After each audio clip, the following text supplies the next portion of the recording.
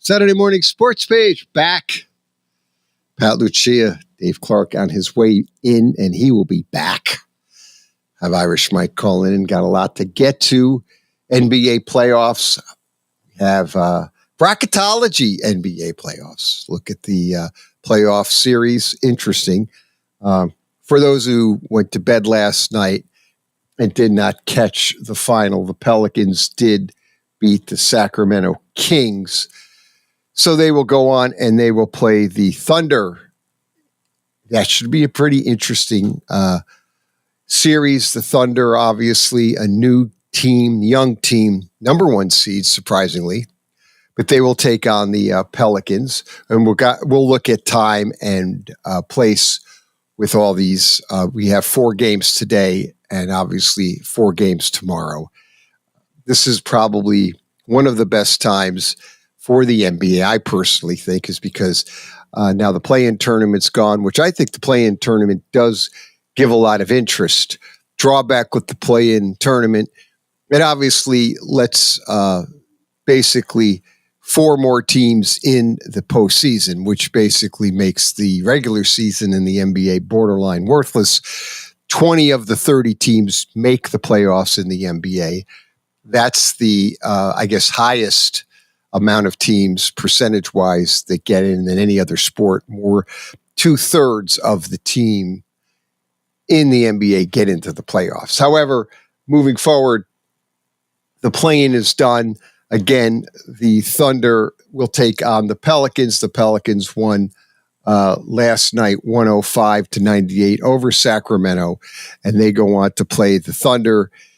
Other matchups we'll look at, the Celtics are going to play the Heat, and for those that maybe didn't miss that, the Heat did away with the Chicago Bulls 112-91, fairly easy. However, Jimmy Butler is out for this. I believe Jimmy Butler is out with an MCL issue, so there will be no Jimmy Butler for the Miami Heat. And they will, though, go on and take the Celtics who they upset last year with Jimmy Butler. However, they will not have Jimmy Butler this year, and the Heat go in through the playoffs as the 8th seed, taking on the number 1 seed Celtics. So the play-in tournament is done. The final spots are sealed up, and the 8th seed, the Pelicans take on Thunder in the West, and the Celtics will will take on the Miami Heat, the 8th seed. So that's done. We have the draft to talk about. It is Thursday. It's finally here. It's been a while, it seems. A lot of speculation on who's going where. A lot of speculation as far as one draft possibility or people predicting that the Minnesota Vikings, who have 2 first-round picks, will go ahead and move up. There is many mock drafts out there. I'm looking at one from a Dan Parr, and he's got Minnesota moving up to the 5th pick and taking J.J. McCarthy out of Michigan. His mock draft is kind of what I've been seeing along. I mean, obviously, Caleb Williams will be the number 1 pick overall. There's no debate there. He will be going to the Chicago Bears. Dave Clark gets in. We'll kind of talk about can Caleb Williams kind of overcome the quarterback curse? That's what I call it, that haunts the Chicago Bears. When you look at the Chicago Bears history, they've always struggled with realistically getting good quarterbacks. The best quarterback they've had has been Sid Luckman. So yes, for those folks out there, yeah, he played for the Chicago Bears, but that was back in the 1940s. So we're looking at 70 years away. It's over almost 80 years where Sid Luckman played for the Chicago Bears. That's where Caleb Williams, pretty much give and take, he will be the number 1 pick overall, Caleb Williams. He will go to Chicago Bears. He will attempt to go ahead and kind of get over that curse. Can he cure the Chicago Bear curse for quarterbacks? Probably the 2 next best quarterbacks in Chicago Bear history, and you could debate this for many, many years, is Jim McMahon or Jay Cutler. Not sure which one was better. Jim McMahon did lead the team to a Super Bowl in 1985. It was probably the greatest defense in Super Bowl history next to the Ravens. Could we debate that? The 2001 Ravens and their Super Bowl, that Super Bowl that the Ravens beat the New York Giants, they probably had, I think, the second best defense. But the 85 Bears, I think, probably were right up there as they were the best defense. That was McMahon's team. And Jim was a good quarterback, but not a great quarterback. But he does have a Super Bowl ring. Jay Cutler, unable to ever really get a Super Bowl ring. He got the Bears into the playoffs, but was really unable to advance and get anywhere. I think he got to a conference final one year with the Green Bay, lost to the Green Bay Packers. They played an extremely cold day in Chicago. I'm going to have to fact check that. But Jay Cutler, a good quarterback in the NFL, but obviously not a great quarterback. And McMahon, I'll give them as a good quarterback, but not that next level quarterback where you put the team on the shoulder and lead the team down the field and play many years of great performance. Again, solid quarterbacks in their own right. Caleb Williams comes in, and he will have the task of turning the Bears around, or at least he's got it. It seems like they're putting a good team around him. The Chicago Bears doing a nice job assembling a team around Caleb Williams. So see how he does his rookie year moving forward. Obviously, talked about many weeks ago, they traded Justin Fields to the Pittsburgh Steelers, and they are going with Caleb Williams. He is the guy. When they draft him, he will be the starting quarterback, and they were obviously resting a lot of their hopes on what Caleb Williams is going to do. It looks like, in looking at the mock draft, we've got Washington Commanders will probably take a Jaden Daniels. That seems to be the best bet here. Jaden Daniels, again, transferred from Arizona State to LSU, played very good, won the Heisman Trophy this past year. And it looks like the Washington Commanders will pick Jaden Daniels. Looking over at the next pick, the third pick, New England Patriots, it appears will probably take Drake May, the redshirt sophomore out of North Carolina, unless there's talk about potentially New England drafting out of that pick. Word is obviously looking at the roster, they need people, they need bodies. Do they potentially draft out, or they trade out of that pick and maybe move down, and somebody will move up to take potentially Drake May at number 3? But it looks like at least he's slotted to go third overall in the draft to the New England Patriots. Again, what's great about the any mock draft that you have, there's a good chance that it's probably going to be wrong. It's great speculation. You're not going to get an F if you fail. And sometimes these drafts can kind of get crazy if they start to draft and teams start getting anxious and start wanting to really move up to take a quarterback. This draft, it looks like Caleb was going number 1. That, I think, is pretty much a guarantee. After that, I think it could be questionable as far as, does Jaden Daniels go to the Commanders? Drake May goes number 3 to New England. The next pick would be Arizona. It would look like, at least on the one mock draft, they've got Marvin Harrison, who is rated the number 1 wide receiver in a very good wide receiver draft. This might be one of the best wide receiver drafts out there. And Marvin Harrison is by far the top wide receiver out there. And I think this is kind of a no-brainer. It appears that the Cardinals have had a lot of phone calls and a lot of teams wanting to move up to the number 4 position. And evidently, from what we've been told, it seems they are going to be pretty much situated at number 4, and they will probably take Marvin Harrison, unless again they get an offer that totally blows them away, and they may potentially trade the pick to someone else who's going to move up to number 4 and maybe grab a quarterback. That quarterback, that'll be interesting. The 5th pick, at least under this mock draft, is they have the Minnesota Vikings actually moving up, and that would be trading with the San Diego Chargers. And the Vikings pick would be J.J. McCarthy. That seems to be a given. Again, they have 2 first-round picks. The Vikings do, and the speculation is they are definitely going to move up somewhere to take a quarterback. And at least under this mock draft, it looks like Minnesota would move up to take J.J. McCarthy at number 5. So we'll see how this goes. They would be trading with the Vikings. And I think that if there's a team that has a very solid team around it, but no quarterback, it's the Minnesota Vikings. It's almost like they're missing piece. So they have to make a move. I think there's no doubt about it.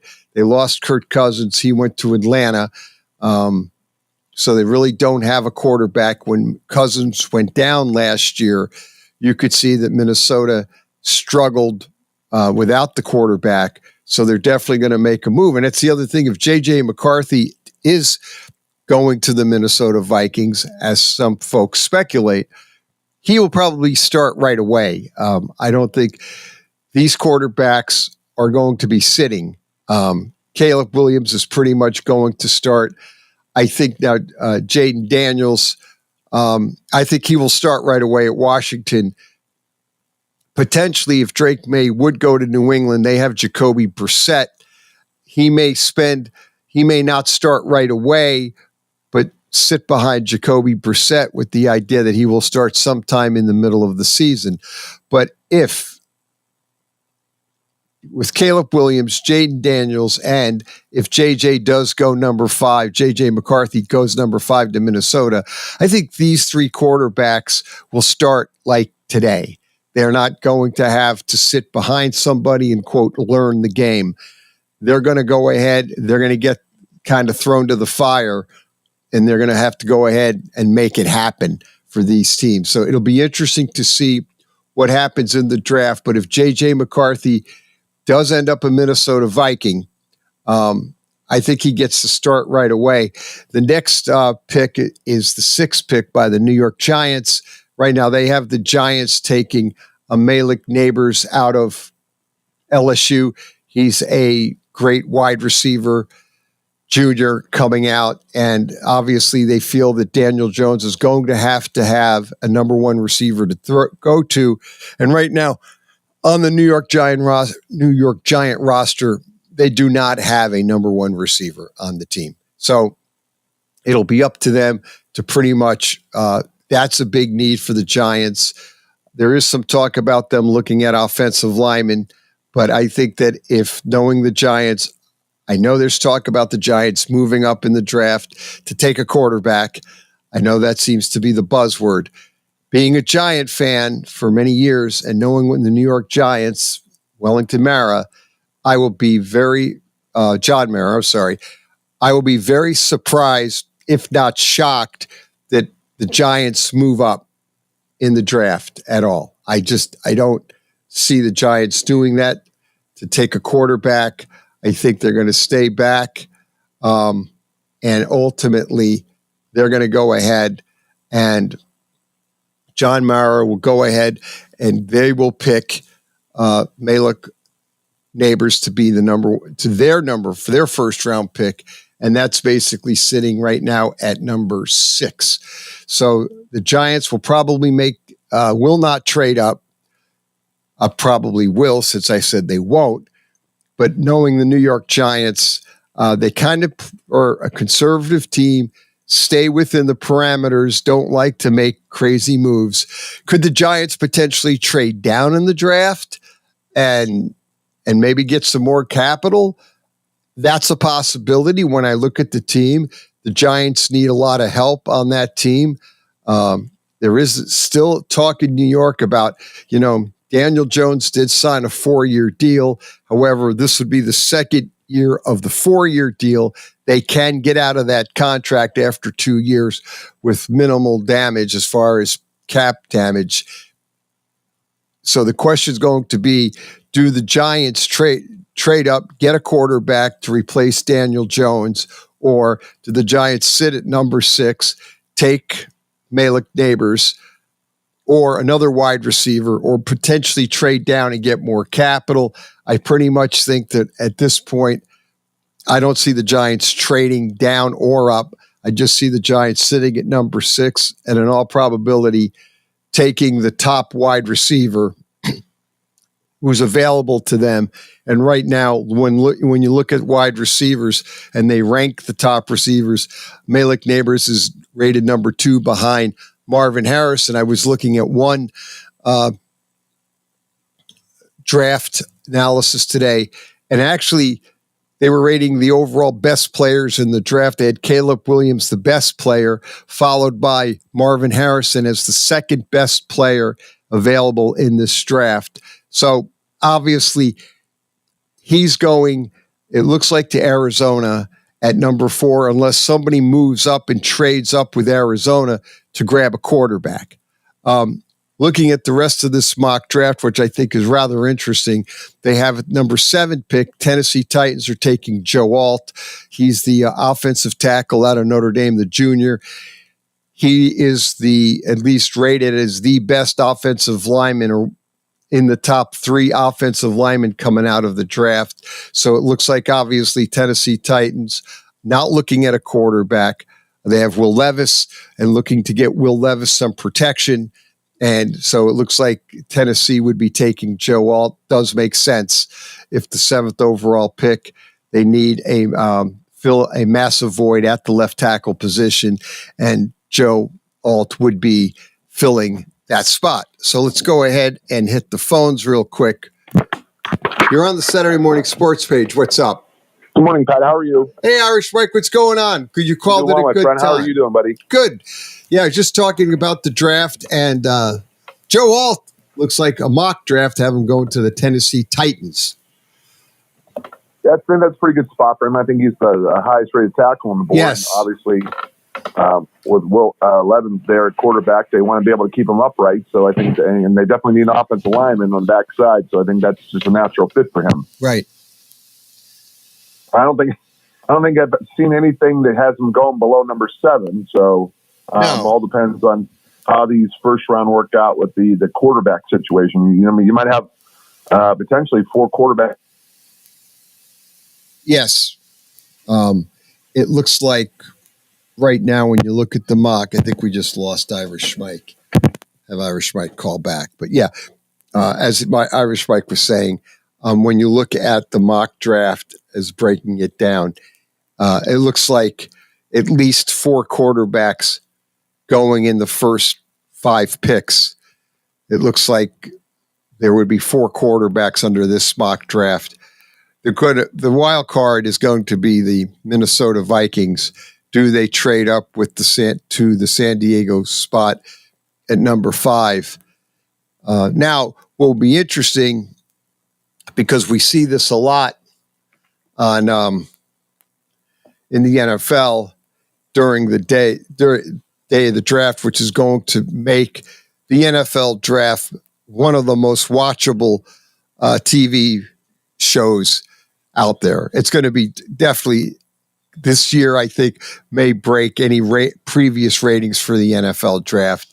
The quarterback drama, Minnesota, they trade up. If they trade up to number 5, does some other team get desperate and try to trade up to number 4 and potentially try to move into the 4 spot and take a quarterback? A lot of good quarterbacks coming out this year. You're going to see a lot of crazy stuff going on this year in this draft, with teams trying to move up, giving up a lot of draft capital to get the quarterback they feel can turn their team or make the difference in the team. And like I said, Minnesota is a foregone conclusion. Well, I shouldn't say it's a foregone conclusion under the mock draft, but Minnesota's got 2 first-round picks, and obviously the only reason why Minnesota traded and got the first-round pick is because you know that they're going to make a move to move up in that draft because they need to get the quarterback. A solid team, they need the quarterback. He's kind of the missing link, sort of to speak here. So I could see the Vikings doing that, but looking at the rest of this draft, again, all was going 7. Let's get Irish Mike back here. Sorry about that, Pat. No problem. Anyway, what we were saying earlier, hold on. Quarterback, and you want to keep him upright. And I just think that this is natural. I don't think I've even seen any mock that hasn't fallen below 7. Assuming Tennessee stays in that spot and there's no other trades. That's the only, right now, the only thing with this draft, it's the best part, trying to analyze the draft this year, especially because of all these quarterbacks coming out. Bo Nix, Michael Penix. There's the 4 I've already mentioned. J.J. McCarthy looks like he's shot up the quarterback board. I'm not a big fan of J.J. McCarthy. I think he's a good quarterback. I wouldn't take him in a top 5, and I wouldn't trade up to get him. But, Hey, I mean, Minnesota sees it's a quarterback desperate league, though. Yes, it always has been. It's really a desperate team. Teams do desperate things, especially when it comes to quarterbacks. And you're right. I think that Tennessee takes all, but getting back at least to the quarterback, under this mock draft, they've got 4 out of the 5 teams taking quarterbacks in the first. Yeah, I mean, obviously, I think the first 3 are slotted in. I mean, it all depends on what New England wants to do and who they value. I mean, I think they'll probably end up with Drake May. That's just a guess. I think the Commodores are locked in on Jaden Daniels from LSU. So, I think it's definitely, those 3 top guys go. It's going to be interesting to see what Arizona wants to do in regards to that 4th pick. How much they value that pick. I mean, obviously, they could take Marvin Harrison Jr., but if somebody offers them, a boatload to move in that 4th spot, like Minnesota giving up their 2 number 1s, with number 1 next year. For Arizona, that's hard not to pass up, Pat. You know what I'm saying? No, you're definitely. Still probably a year or so away, and you need a bunch of bodies, and the more draft picks you can accumulate, the more talent you can get. And that's the question. When you have a team that needs bodies, doesn't have a very good roster. Yeah. You'll have a lot of holes, right? Right. A lot of holes. What's always good about the draft picks is they're coming in on rookie deals. So you don't have to pay them a lot of money. If you hit on a couple picks and they actually are really good, you've got players that are basically outperforming their contracts if they're good. And we've talked about this many times on the show where and that's realistically about anything, but when you can get a player to outperform the contract, then you're paying them, obviously the NFL, whatever the rookie contracts get, but when you get quarterbacks really good, you're going to get more bang for your buck. The worst thing you can have is players underperforming the contract. That's usually what happens when teams lose. Teams win, they usually have more players outperforming their contracts than the teams that lose. And if you can hit on some of these rookies, Seattle Seahawks a couple years ago hit big on the draft and got their offensive line figured out because they hit, I believe, on 2 of the picks. Yeah. And that's why NFL teams surprisingly don't like to trade their picks. I read where the GMs love their draft picks, and they don't like trading draft picks unless they have to trade up to get somebody they really want. But teams, GMs feel that they can really build their team. You have more success as a rule building your team around the draft than you do with NFL free agents. Correct. I think the when they won the Super Bowl a couple years ago, when the LA Rams beat the Cincinnati Bengals, they traded for Jalen Ramsey. They made all those trades. I think they went 4 or 5 years in a row where they didn't have a first-round draft pick because they were trading for established veterans who were 26, 27, 28 years old with the idea of we're in win now mode. So what the Rams did last year was pretty good because everyone thought it was a transition year and didn't turn out to be a transition year. And then, they turned around and traded Ramsey, the Miami Dolphins. Miami's kind of trying to do what LA did, don't you think? Try to win now mode. Yeah, I mean, again, you're right. I think Miami Dolphins are trying. They feel they have a team right now that is on the edge of getting to that first level where they can compete for the Super Bowl, and they just need to fill some holes. So they want to do it the free agent route. And I guess that's good, but as we found out with the Rams, they won the Super Bowl. Then the next year they had a couple injuries to the quarterback, Stafford, and then the team fell off the ledge. Yeah. Those guys that they signed big money to, they got themselves in pretty much cap hell, and they obviously couldn't get out of it, had a couple key injuries, and all of a sudden now you need to fill your roster, and you don't really have a lot of cap money, and you're signing guys off the street to play because you need players, but you really don't have any really money to sign any good free agents because they get hurt. You get in bad cap situation, and all of a sudden the team falls apart, and that's what happened to the Rams the year after the Super Bowl. Yeah, like I said, but I think most GMs would take one.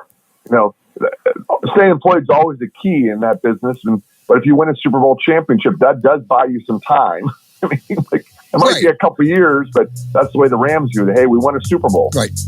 And that's ultimately what happens. Hold on, Irish Mike. That's our music. We'll be right back after a quick timeout. Saturday Morning Sports Page.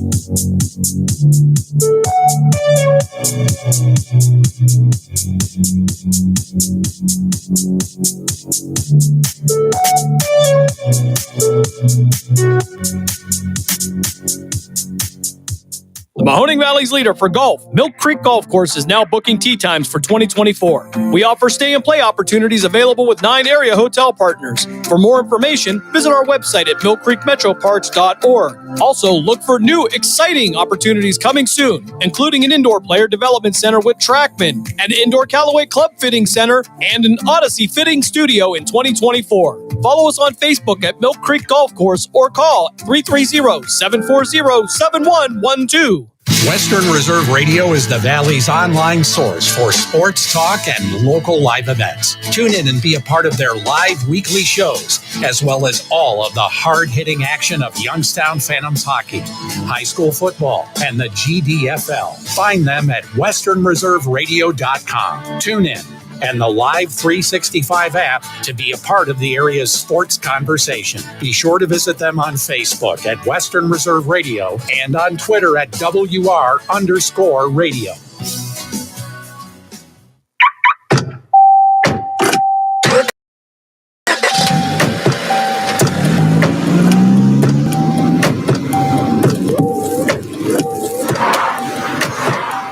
Driving has a rhythm all its own. Don't wreck it with a text. Before you get behind the wheel, silence your phone. Or better yet, designate a texter. For more text-free driving tips, visit stoptextstoprex.org. Brought to you by the Ad Council and the National Highway Traffic Safety Administration. The game is over, but this time, instead of asking how many goals did you score or what were your stats, try asking these questions. Were you a good teammate? Were you coachable? Did you give 100%? And did you have fun? Because those are the values that school sports instill in Ohio's young people, where winning and losing are secondary to the life lessons that will stay with kids long after their playing days are over. This is the Ohio High School Athletic Association. Educate through sports.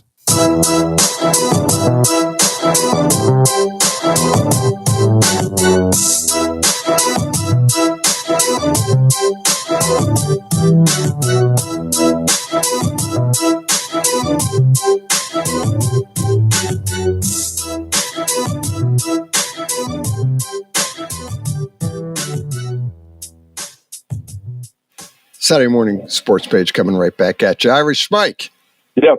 Yeah, back obviously looking at the NFL draft, I thought it was interesting, at least under the one mock draft I look at. There's so many of these. What I thought was interesting was that they have Denver. They have Michael Penix going 14 to the Raiders, or 13th to the Raiders, which I thought was kind of interesting because I didn't know if he would drop that far. Now, I've read some articles that said Michael Penix could actually drop to the second round. This draft doesn't have.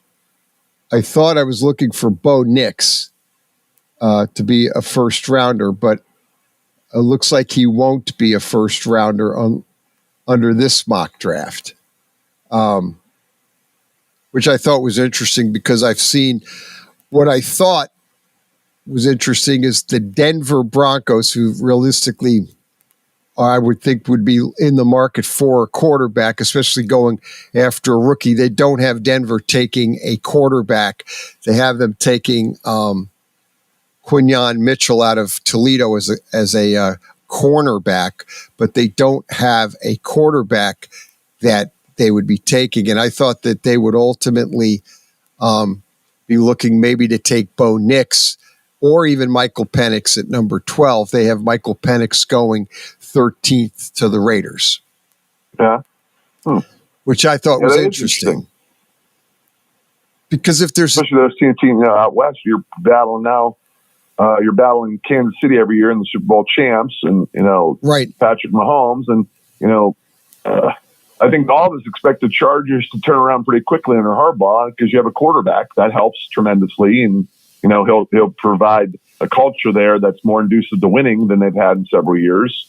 And I think they'll get some weapons here in the draft. So if you can't move the ball and you can't make plays downfield in the NFL, you're in trouble. Yeah, there's no doubt. NFL, you need a quarterback. I don't care who you are, but when you look at the teams that make the playoffs and go anywhere in the playoffs, they have good quarterbacks. It's that simple. So, I mean, you might get into you might make the playoffs with maybe an average quarterback, but you're not going to go anywhere in the playoffs. So when you look at every year, get to the final four teams, the conference finals in the NFL, you always have teams that have good quarterbacks. Yes.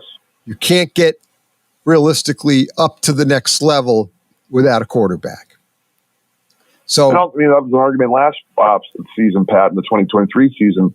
Obviously the Browns and Deshaun Watson's been there 2 years, and he has not yet lived up to his contract. As we all know, he's made almost $100 million and done virtually nothing yet. And been well documented. They still owe him another $130 million over the next 3 years. But the fact, that Mayfield went down to Tampa Bay and led them to the playoffs and I think they won a playoff game and they got beaten in the second round by the Niners pretty good. But, people, should we have just stayed with Mayfield? You know what I mean? And not even made that trade to the Houston Texans for Deshaun Watson. But the way I look at it at the end of the day, Pat, if you're a Cleveland Browns fan and you want to hold a parade in downtown Cleveland in the middle of February and hold up a Super Bowl trophy, if that's your ultimate goal, that you say that's by far my number one goal, then the front office wasn't wrong. Like, if you're just happy I've argued with friends, over baseball and the Guardians / Indians. Well, they get to the playoffs, they win divisions, but sometimes they don't advance as far. They need to spend more money to take those next steps. And isn't that what the Browns are trying to do? Like saying we were just not happy just making the playoffs if we got there. That mentality of you look back at the 2023 season and you say, well, you got beat by 31 points by the Houston Texans in the first round. So, my philosophy is let me know what you want. What are your goals? What are your objectives? Okay. And then we'll figure it out from there. If it's, we'd rather win a Super Bowl championship. And if we're down for the next 2 or 3 years, like we talked about the Rams earlier, then I'm okay with that. You know what I mean? Right. But if it's just about consistently winning and having a chance year after year to win a Super Bowl with the idea of maybe you'll win one, maybe you won't. at least you get to the playoffs and have a chance, then that's a different story too. So there's two different arguments there. Yeah, and I think the only thing I guess with Watson was, I get it. I know there's a lot of critics on Haslam, but I don't blame him because he wanted the quarterback and he took all the chips and basically moved him to the center of the table to get Watson. The only, I guess, drawback I have is it's the contract itself that he gave him. You just have absolutely no wiggle room as far as like getting rid of him anywhere in the future. I mean, right now with Watson, and he's not going anywhere, Cleveland Brown fans. I know there's a few Browns fans that don't want Watson. Get rid of him. Well, you can't. You would take a dead cap hit of $200 million this year. Sure. And then that dead cap goes down to $136 million next year. So, and then the third year, the dead cap hit is only $72 million. Talking about the contracts for like Russell Wilson, Denver is getting absolutely obliterated by the cap hit. I believe it was $85 million dead cap hit they're taking on Russell Wilson, which basically means they really can't sign any players because of that dead cap hit that they're taking with Russell Wilson. And I think they were able to put it over 2 years, but still. But getting back to Deshaun Watson, he's your quarterback, love him or like him or hate him, whatever. He's there. And now you're just like I said, the question is, can he lead the Browns to a Super Bowl? He's coming off a shoulder injury. Hopefully that works out okay. Shoulder injuries can be kind of shaky sometimes because, they could be a bit of a challenge to come back from at times, depending on how bad the injury was. And we really don't know how bad his shoulder injury was. The only thing I heard, it was a broken bone in the shoulder is what I heard the injury was. Correct. I don't know what he's got to come back from that as far as rehabilitation. Will he be able to throw the ball and play? So I don't know.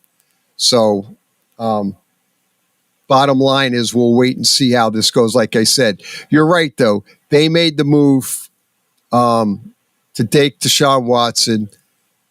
They needed the quarterback. Baker, in their eyes, Baker wasn't going to be the guy. Correct, yes.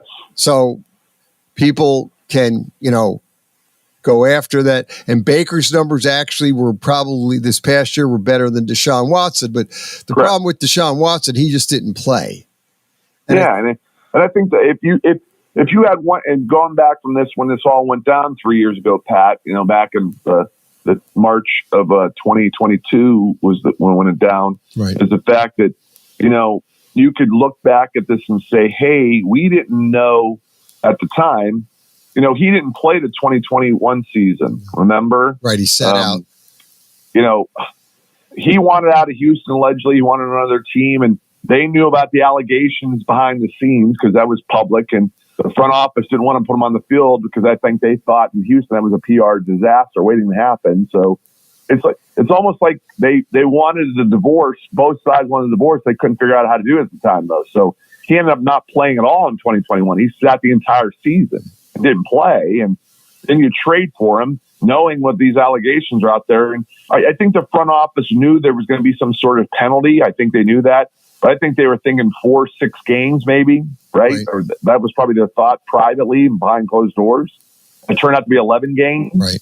Which actually hurt the Browns because if you look at it, Pat, by him playing those last 6 games, that counted a year towards his contract. So he literally played 6 games and got a full year's salary, and he got severance time. So it was count. I remember one of the Cleveland talk show hosts said, if they're going to suspend him, I hope they suspend him for the entire year because the contract won't kick in. Right. So you buy another year. Well, that didn't happen. So they not only did Deshaun Watson really get hurt individually, but the Cleveland Browns organization got hurt because of him playing in those 6 games. And then obviously last year he played in 6 games and got hurt and was out for the rest of the season. So in 2 years in Cleveland, he's only played 12 games total. And we play with 17 regular season games, so he hasn't played in our inning. So it's been a whirlwind so far. And this is a very crucial year for Deshaun Watson and the Cleveland Browns organization, because for two reasons. One, and one of my friends always gets mad at me because the Browns have been back this year 26. And I said, I remind people, the Browns have won the AFC North since 1989. Let that sink in, Lucia. Let me repeat that. The Cleveland Browns have not won their division since 1989. Okay? And, people talk about playoffs and winners in Cleveland. And it's like, this has been an organization that's had 3 playoff appearances since they've been back in this is year 26. And the thing I say to Cleveland Browns fans, and I'm one of them, is a lot of teams have had one winning season in a row. Right?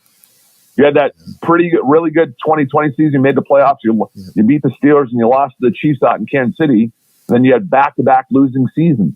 21-22. So, you got to be able to put, if you want to say we're back and moving forward as an organization, you have to put 2 or 3 winning seasons in a row, back to back to back. Yeah. No, you're right. I mean, when you can't come out and go 7-10 this year, 8-9, and say, "Oh, things fell," because then I'm gonna say you're back to square one again. You have to have consistency year in and year out. So, yeah, and I think a lot of it is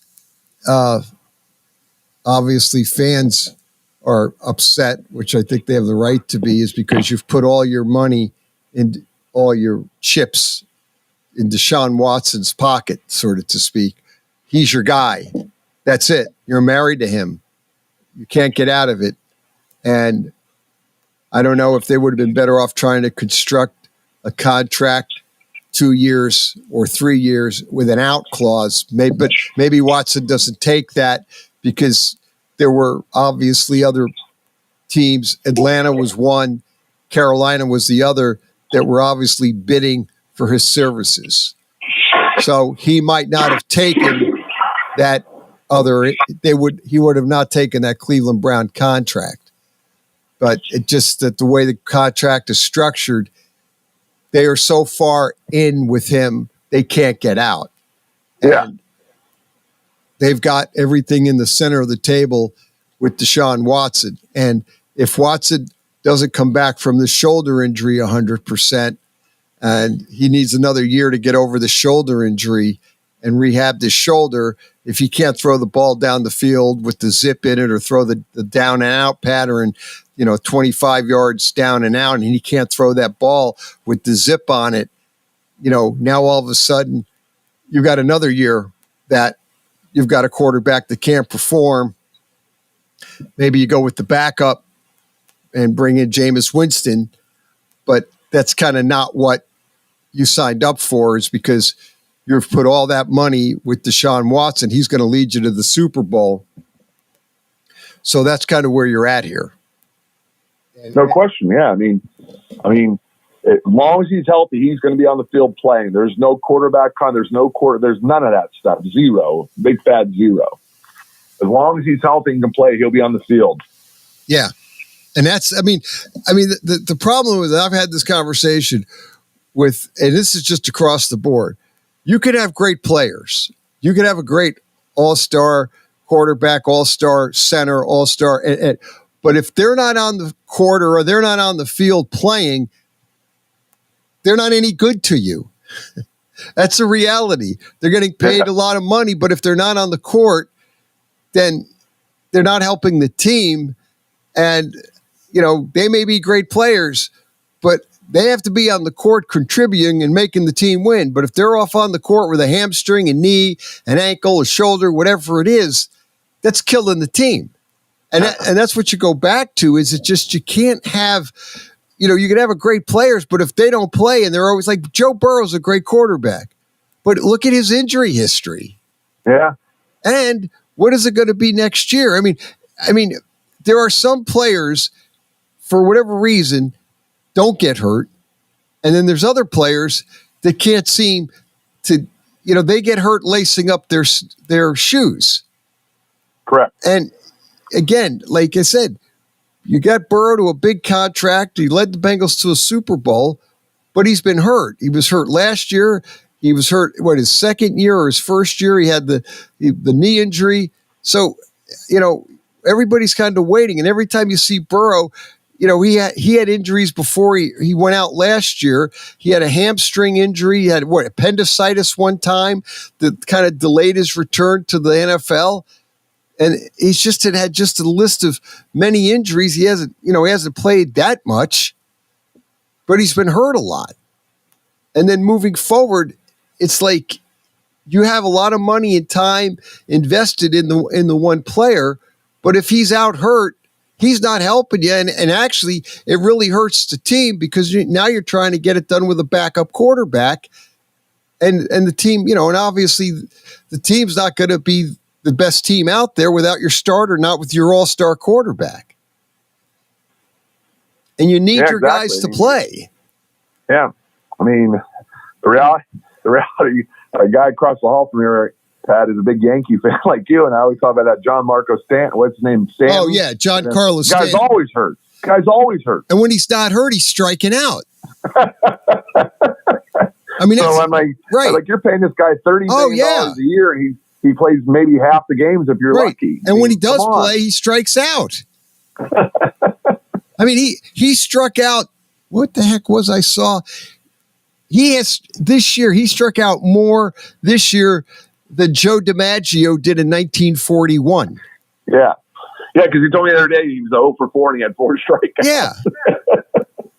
So, yeah, I mean, but that goes for all sports, whether it's basketball, football, hockey. I mean, you're paying these guys all the money. I mean, I thought it was interesting that, and I don't know, maybe more NFL teams will do this, because I know he went to Notre Dame, Ronnie Stanley, a left tackle for the Ravens. I think he's in his 7th or 8th year in the NFL. And, he made a couple Pro Bowls early in his career. And, remember, they drafted him ahead of the kid out of Ole Miss, who's now with the Houston Texans left tackle. Remember, he had those problems before the draft of marijuana use. Tunzel, yes. Yeah. And, and Stanley appeared by all means to be the better pick because he made a couple Pro Bowls and did some things. But the last 2 or 3 years, he's had multiple injuries and he's missed several games. So they put a stipulation in his contracts that's basically he's got to be on the field in 2024 or he makes X amount of dollars. And they had that. And it was a hard contract. He lost money off of it. Right. And, he agreed to it. They restructured it. But I thought to myself, well, I wouldn't be surprised if more NFL teams or more Major League Baseball teams or NBA teams try to do the same thing, saying, like, at the end of the day, we understand that guys get hurt and that's a part of the sport. But at the same time, some guys seem to be injured all the time. Right? Well, no, that's like I'll take an example of a player. We all know Greg Oden coming out of Ohio State. Oh, yeah. Yeah. Good point. Okay. I don't doubt he had the skill to play in the NBA. He definitely could have been a very good center in the NBA. He had the skill. It was there. He was chronically hurt to the point where his career's gone because he could never get healthy to play basketball. He had each knee had a microfracture surgery on both knees early, and then it was an array of injuries after, and he could just never get on the court. I don't classify him as a bust. I classify him as more of a just injury where he could not play because of injuries. Yeah. You have certain players like this is a little bit more back in your time than mine, but I've had multiple people. I remember vaguely playing when I was in high school. I remember ending his career with the Celtics, but people saying if Bill Walton never stayed 100% healthy, he'd be one of the top 3 or 4 players of all time in NBA history. No doubt. Yeah, and he would be. Walton would have been one of the greatest NBA centers of all time had he not been hurt. But he was hurt. He led him to a championship in '77. One of a great team that he led in '77 to a championship. Had the bad knee and everything fell apart in '78. And from '78 to pretty much '85, he never played until he got with the Celtics on that '86 team and won a title with the '86 teams coming off the bench with the Celtics. So let's go ahead. Irish Bike State, because Dave Clark is here. All right, my man Dave. Dave's back. All right, Hi, Mike. Dave. How you doing? He's back. Good, buddy. How are you? Doing good. Good to hear your voice again. Yes. Yeah. We're so glad to have Dave back in the studio doing what he's got to do. But here's the bottom line. What we're going to do, we're coming up on break. And then on the second part of the show, if you'll stay with us, Irish Mike, what we're going to do is going to do the NBA picks. We're going to do our bracket. You know, there's bracketology. Can I give you my picks, Pat? Now? Yes. Because I'm gonna have to get going here pretty soon. I got All right. commitments I got to get to. That's cool. Let's do this. So, let's get through. I'll give you my picks, and then I'll be listening to you guys driving around doing my thing. Cool. Okay. So what you want to do one series? I'll give you my picks. Here, okay, go ahead. Here it is. What I'll do: Thunder versus Pelicans. Thunder. Okay. The Clippers versus the Mavs. Ooh. 4-5. I'm gonna go with the upset. I'm gonna go with the Hollywood Clippers. You're going to take the Clippers. They're the 4. Yeah. Okay. Yeah. Timberwolves and the Suns. Oh boy. I'm gonna go with Phoenix. Nuggets and the Lakers. I'm gonna go Nuggets. Ron just doesn't have help. Okay. Let's do it this way. The Thunder and the Clippers. Who wins the Thunder and the Clipper? I'm going to go Thunder. And who wins between the Suns and the Nuggets? Nuggets. And then who wins between the Thunder and the Nuggets? Nuggets. Okay. And then let's go over Celtics and the Heat. Celtics. Cavs versus the Magic. Cavs. Let's see.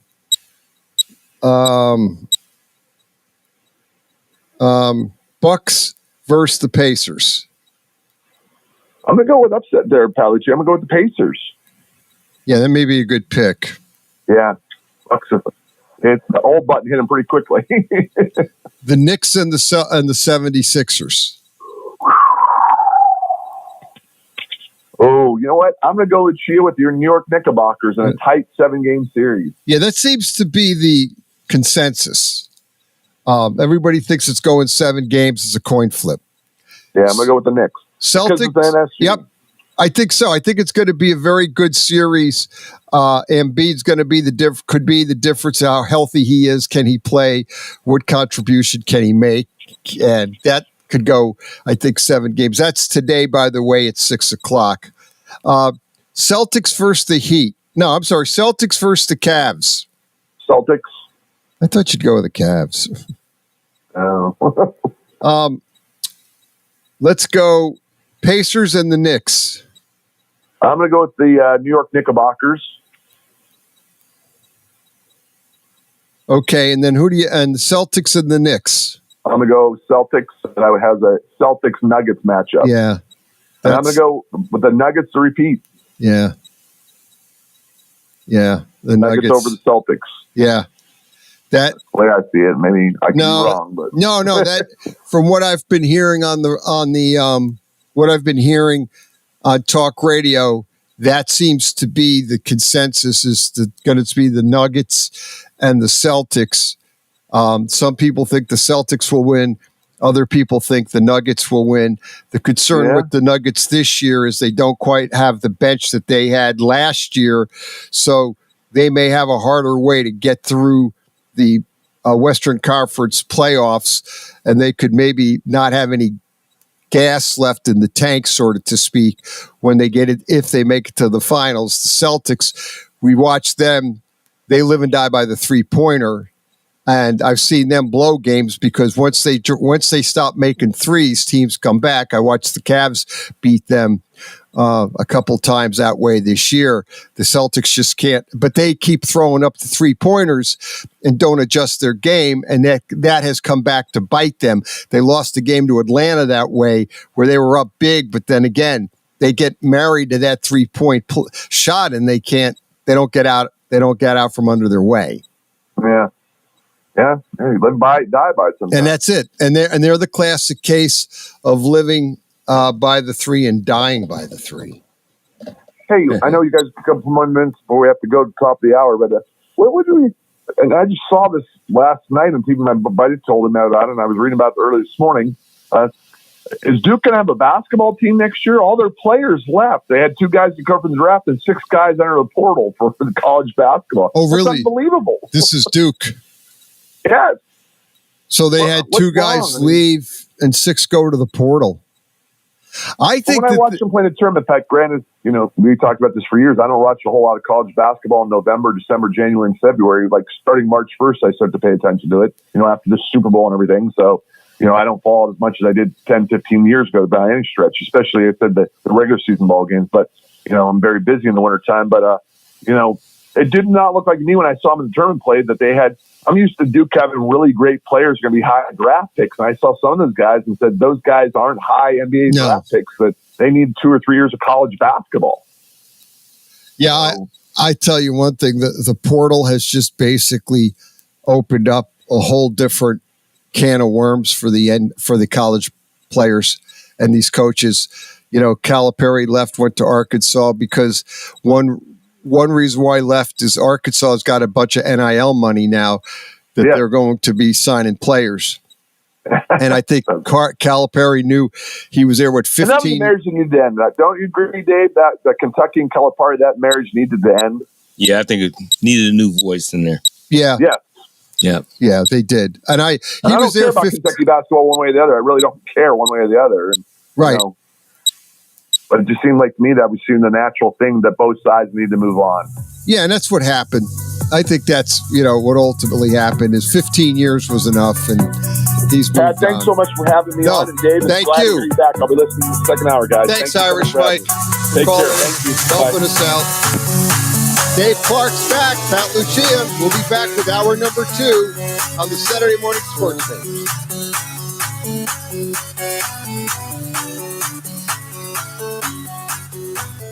You're listening to WRDB, Western Reserve Digital Broadcasting, Youngstown, Warren, Salem, and around the world. During the fall and winter, grilling season never ends, and Gessler Propane is your local supplier that makes sure you get your hard-earned money's worth. Why go to gas exchanges to pay higher prices for tanks not filled to capacity? Gessler Propane makes sure you're prepared for year-round grilling with 100% filled tanks at a reasonable cost. See Bob Monday through Friday, 10 to 4, and Saturday, 9 to 3 at Gessler Propane, 702 Youngstown Poland Road, Struthers, or call 330-755-9119. Gessler Propane. They got gas. WWE superstar Alberto Del Rio. Take 1. Behold the angry giant. Try it again, Alberto. Behold the angry giant. Perfect. Good luck tonight. Behold the angry giant. Yay! Read me another one, Dad. This is WWE superstar Alberto Del Rio. It only takes a moment to make a moment. Take time to be a dad today. Visit fatherhood.gov. Brought to you by the U.S. Department of Health and Human Services and the Ad Council.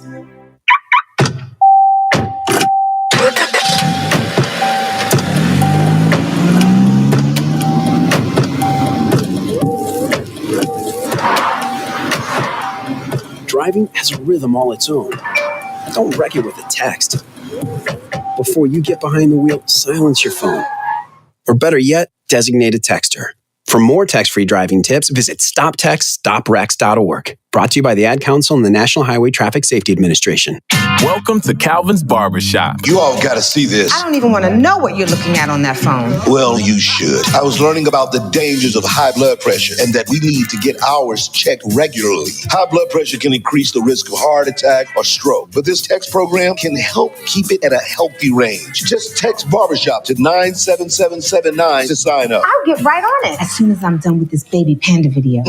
Text Barbershop to 97779. A message from the American Heart Association and the Ad Council.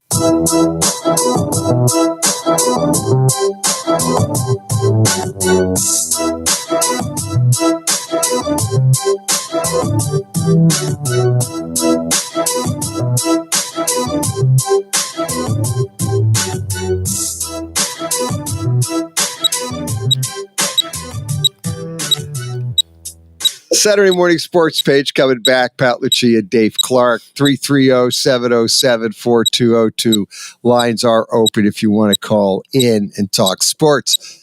It is second half of the show. Dave Clark is back and doing the show, so that's fantastic. We were out last week. Actually, Dave wasn't here, and then I wasn't here a few weeks, but now we are back and hopefully better than ever. Yeah. Anyway, talking a lot about going on. Let's do the NBA and do our picks since Irish Mike did his. Okay. We'll talk some NBA, then we'll get back to the NFL draft is this Thursday coming up. Right. I talked, and then Irish Mike called in a lot about, I picked up a mock draft, and there's many, many mock drafts out there. Oh, yeah. So we could talk a lot about the mock drafts. But the one that I picked up seems to be the one that I've seen the same for the top 5 or 10 picks. I didn't quite finish it, but we'll get to the NFL. Let's get back to basketball, NBA basketball. We have the bracket. Mm-hmm. Bracketology in the NBA, Dave Clark. This is our bracketology. But first of all, there's going to be a lot of great games on. Mm-hmm. Today, let's get to our picks so we could talk about the teams. Okay. When they're on.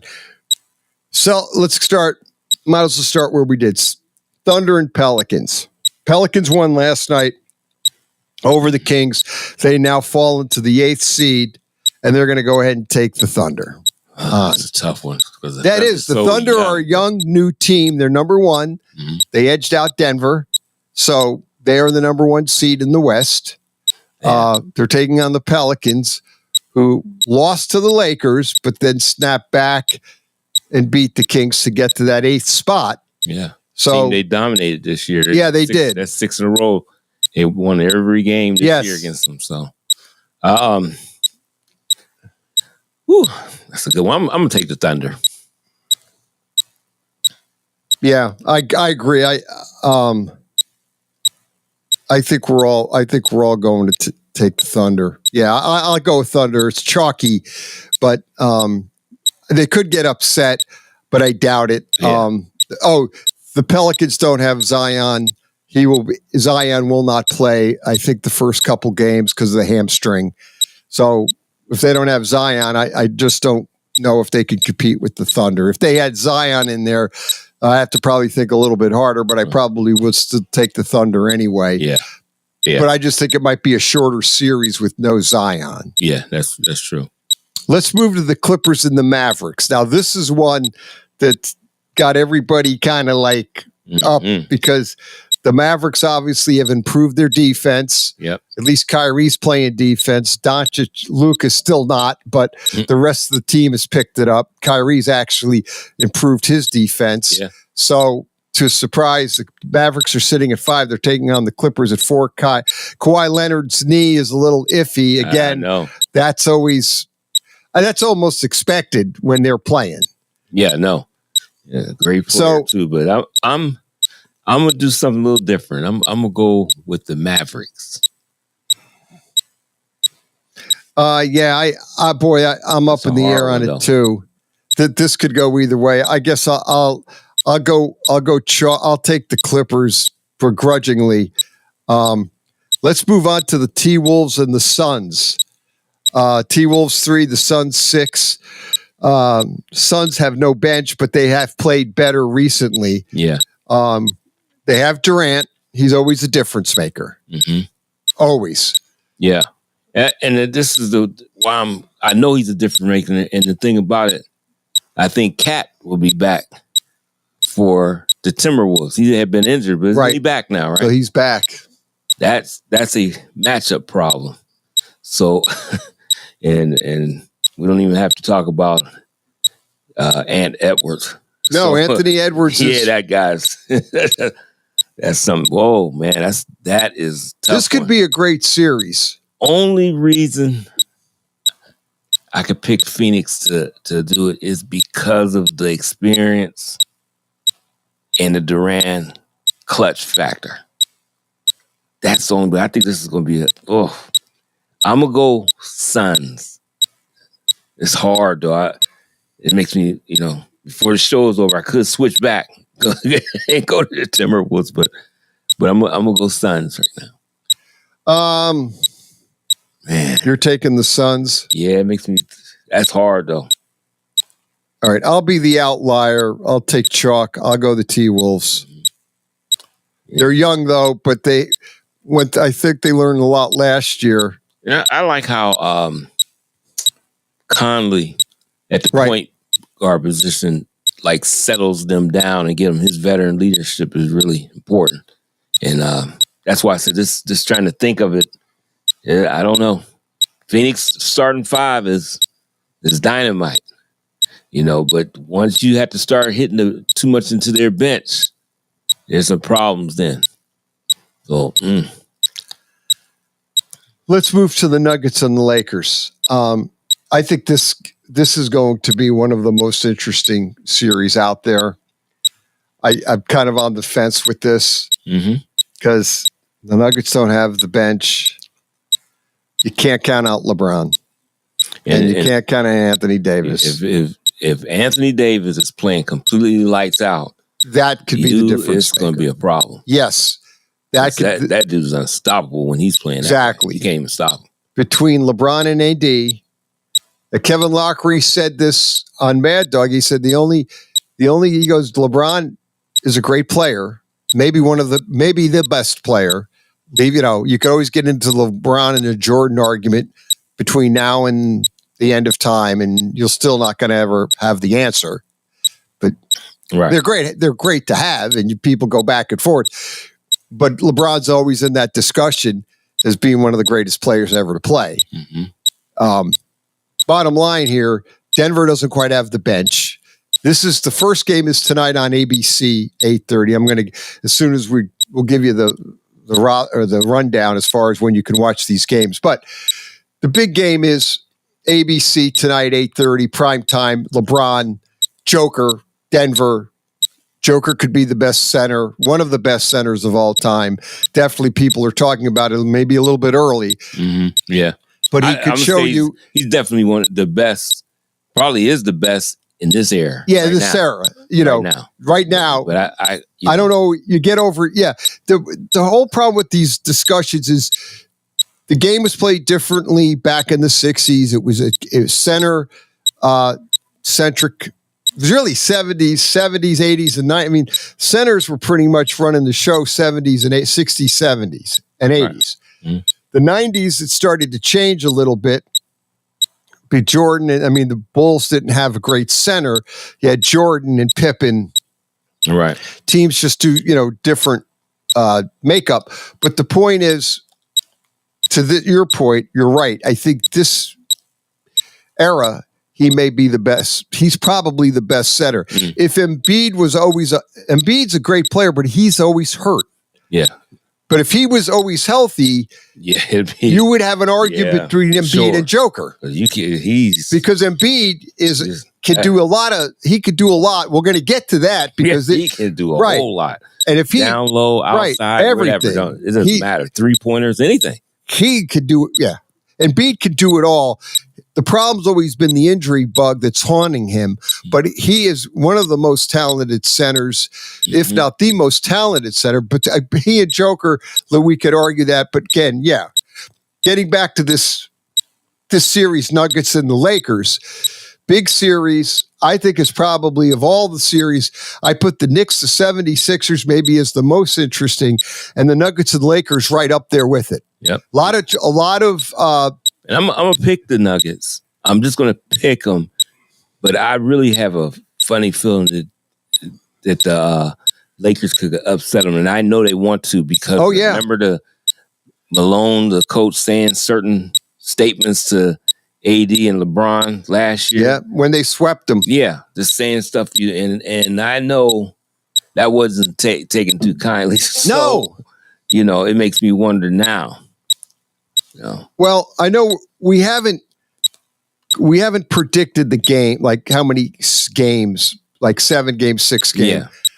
I think the Nuggets and the Lakers, the only drawback maybe getting against the Lakers is they got to start out in the Mile High at Nuggets have the home. Lakers are playing up there. Nuggets have had a week. The Lakers did have to get a game in, but they won.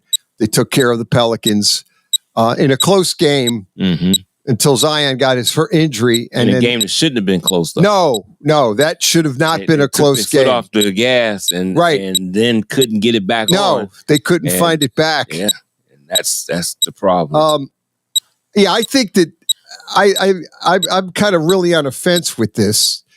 I just think at the end of the day, the Nuggets don't have the bench. I think this could go 7 games.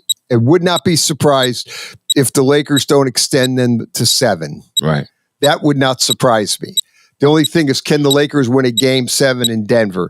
Again, Denver's bench isn't what it was last year. People are concerned with that and think that Denver has a harder avenue to go through the West. The Celtics, they think, have an easier path, but Denver has more challenges as far as just the teams are a little bit better in the West.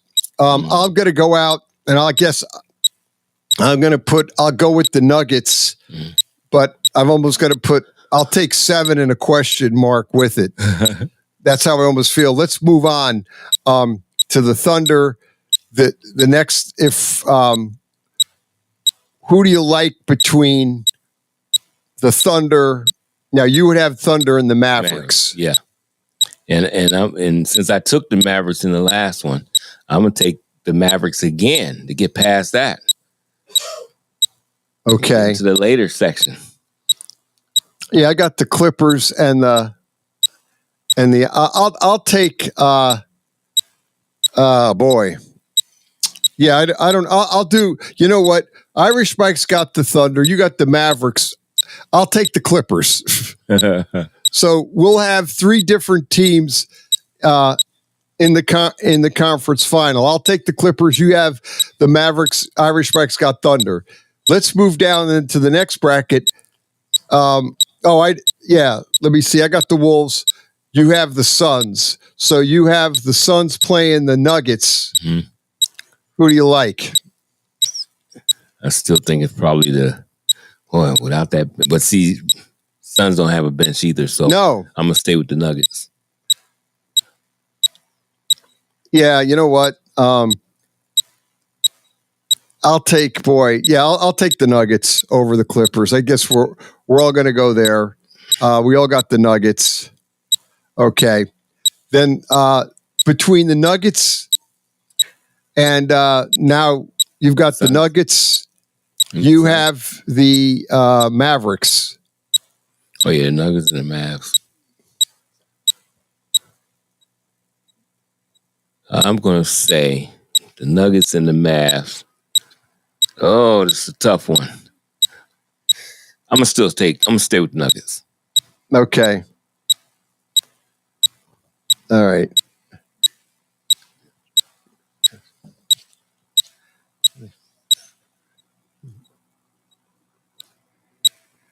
Anyway. Go ahead. Yeah, I got the Nuggets. You got the Nuggets.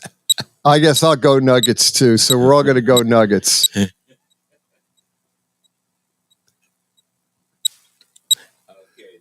We over to the Eastern bracket. Yeah, let's go. Let's go East. We got all of us got the Nuggets in the finals. Yep. Yeah. The Celtics versus the Heat. Celtics. No Butler, right? Yeah. Yeah. I just can't see the Heat beating the Celtics. Not this time. Butler. They don't have Jimmy. Yeah, I can't see it. Yeah, we all have the Celts. Okay. Let's go. Cavs versus the Magic. Who do you have? Take the Cavs. I will too, just because I think the Cavs learned from last year. And the Magic are new. They're a younger team. They don't have the playoff experience. So I think the Cavaliers, having that loss last year to the Knicks in the first round, they've learned a little bit more seasoned veterans. So we'll go that direction. Let's go. Bucks versus the Pacers. Irish Mike had the Pacers. Yeah, Pacers are the 6th seed. Yeah, I'm gonna still stay with the Bucks. Yeah, he took the Pacers. I'm just gonna, because one thing we haven't talked about. Giannis is going to miss 2 games. Yeah, I just think, but playoff basketball is different. It's just different. It's a little different, and I just think I'm gonna take them. I don't think the Pacers will take the Bucks in the series. Yeah, it's going to be. Yeah, a lot of people are down on Milwaukee because they made the trade to Damian Lillard. They haven't been the same defensively. And then to make matters worse, they fired their coach who has had a winning record because the players just didn't like him. They brought in Doc Rivers, and the team really hasn't played well. Right. Now I'm blaming Doc. Yeah, but you are bringing a guy in that has his own philosophy. I mean, that's any coach. And now you're going to change. I mean, you try to keep some of the things, but you're going to change some things because it's not going to be comfortable with what he usually likes to do. And now you got guys confused. And sometimes that's how they look. Sometimes on the court. You know.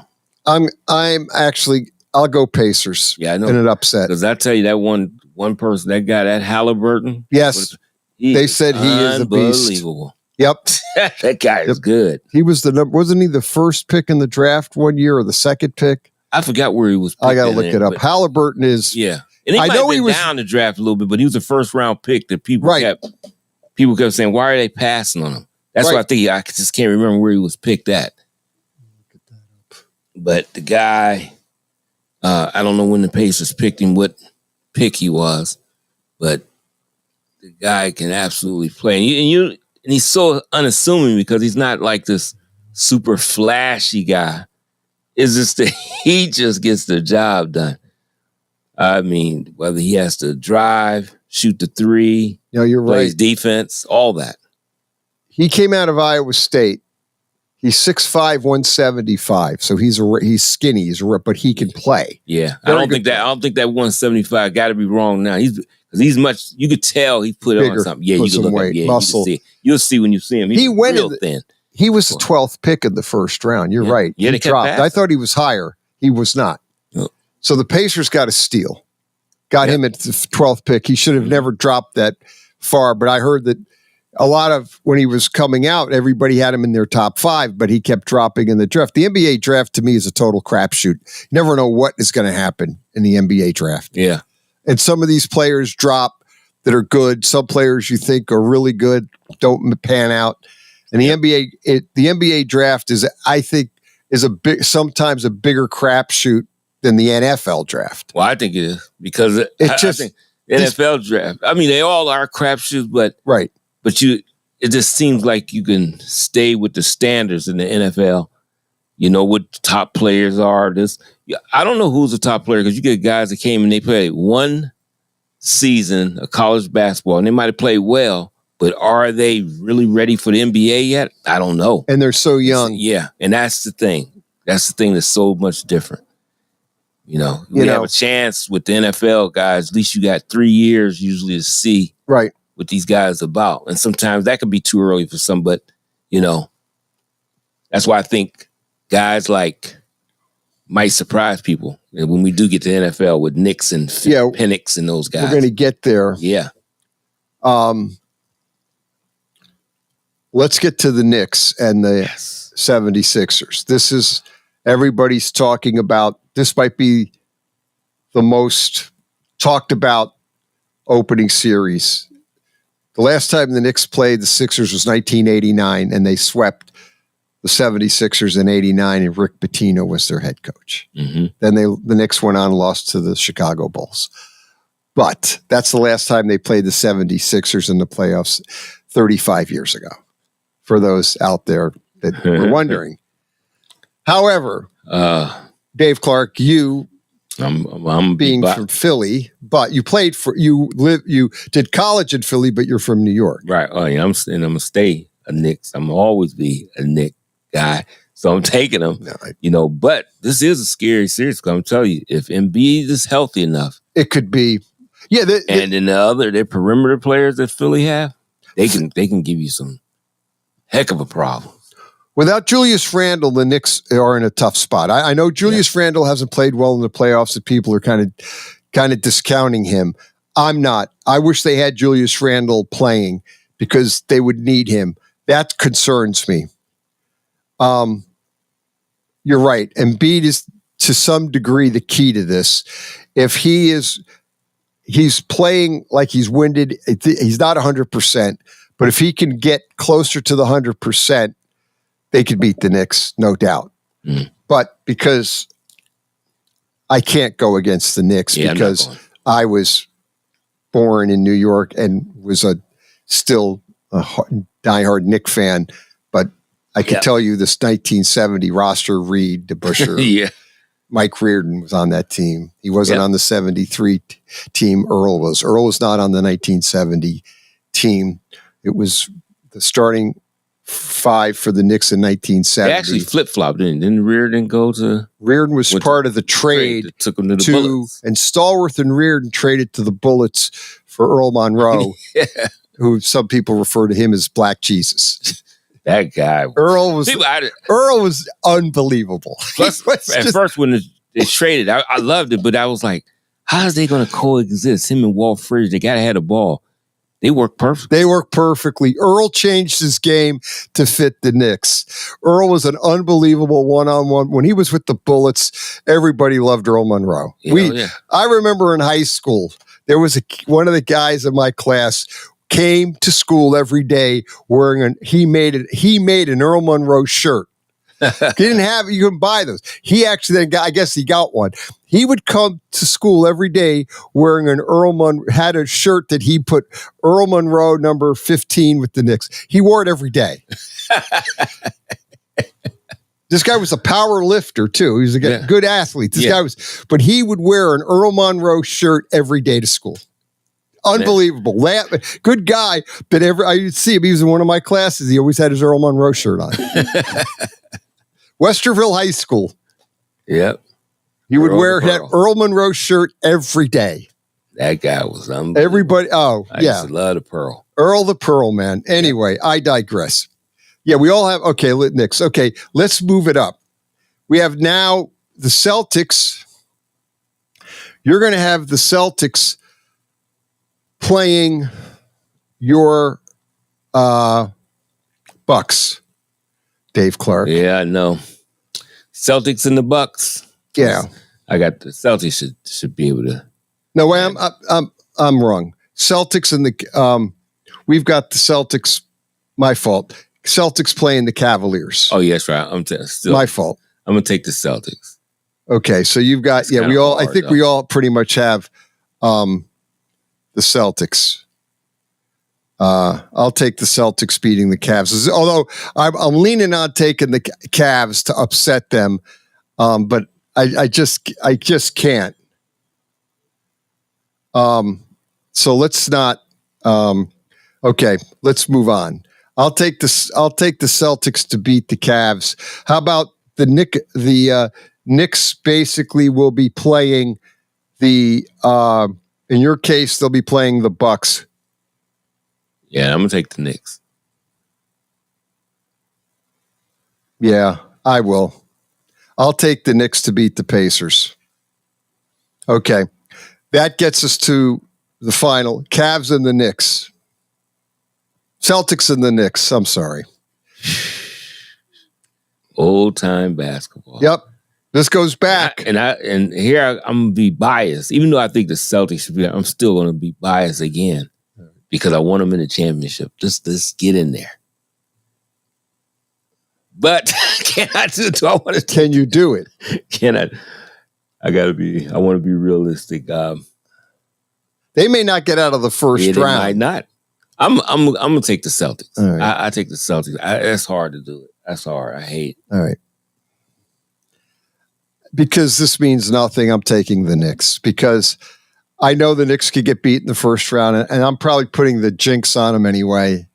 I got to take. I want them to get to. I cannot, and they probably aren't beating the Celtics, but I'm going to take them. Mm-hmm. I'm going to take the Knicks on a flyer. I think they could.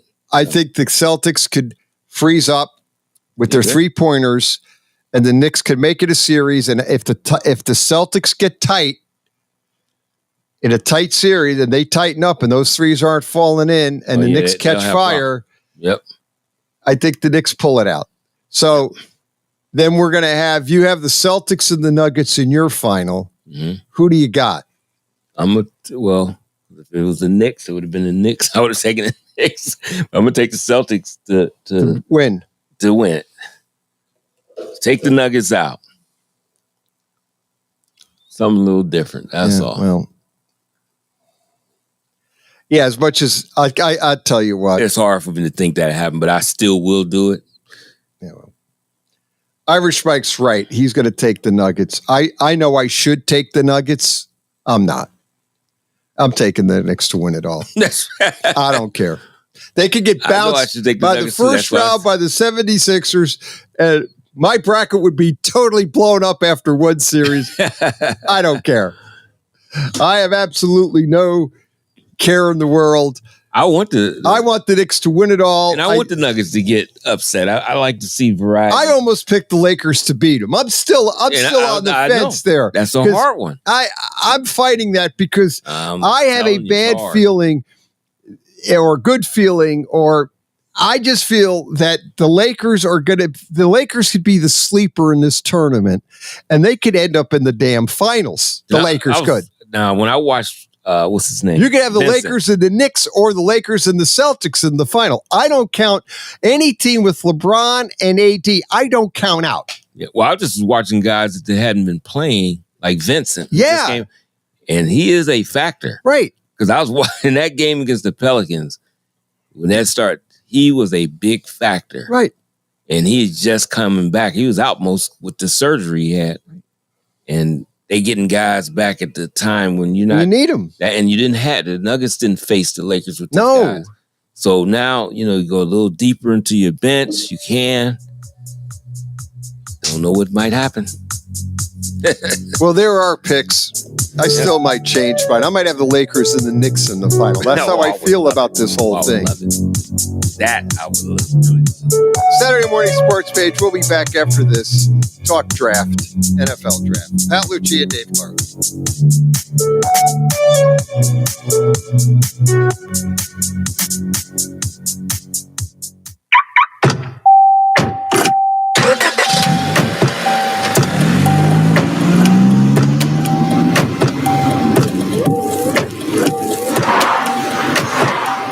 Driving has a rhythm all its own.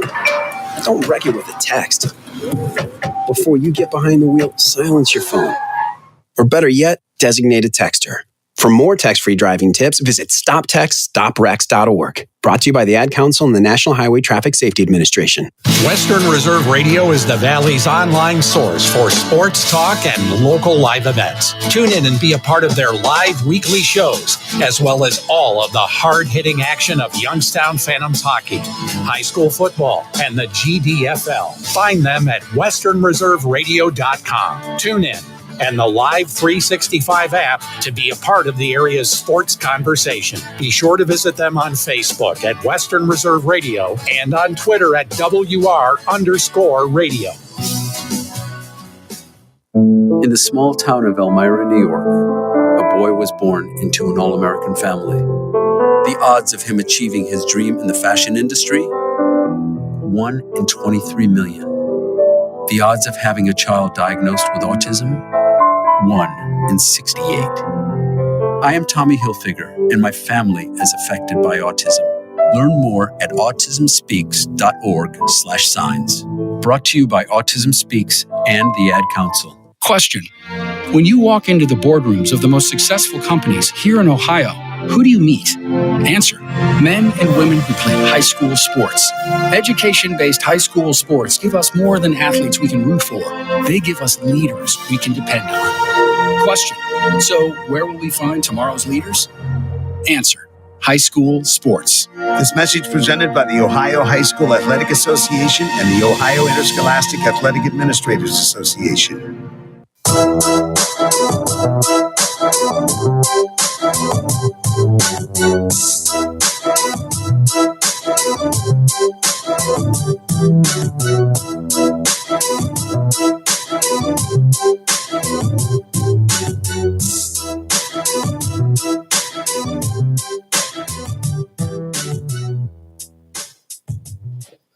Saturday Morning Sports Page. Yes.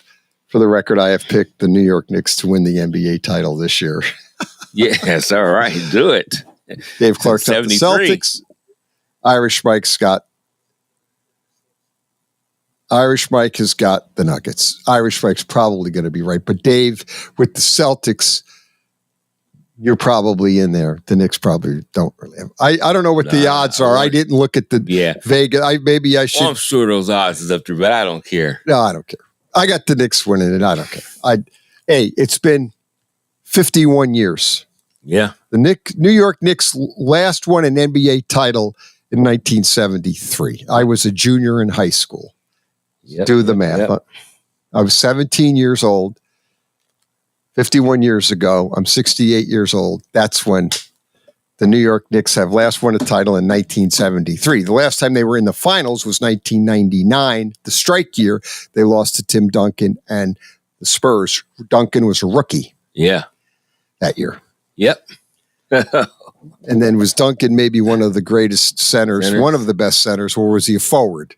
Yeah, I go like I kind of think Barkley call him. He always says he's the best power forward ever, and I agree.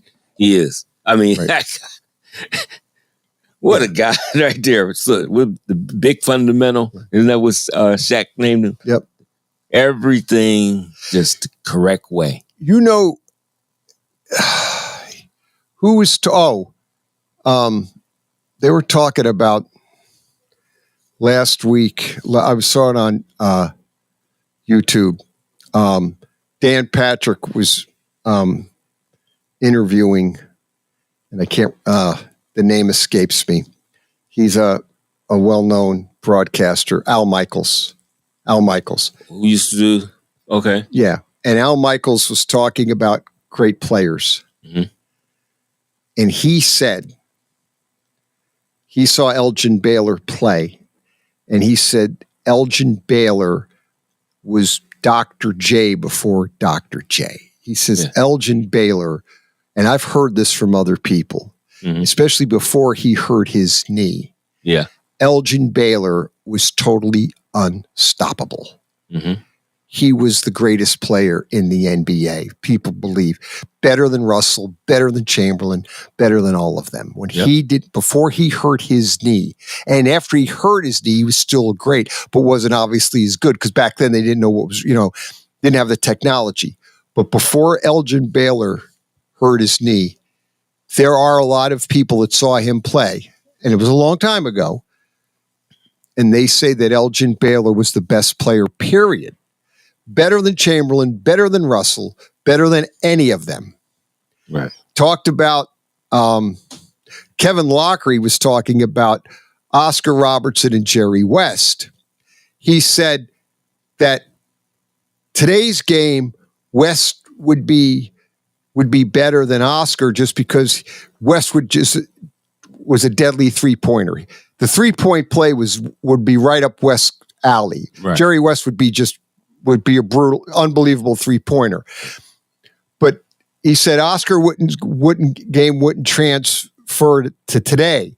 But back in the day, Oscar, he saw it was a better player than Jerry because Oscar drove in and he was 6'5", 230, and could dribble a quick two hands and move into the basket. Nobody could stop Oscar.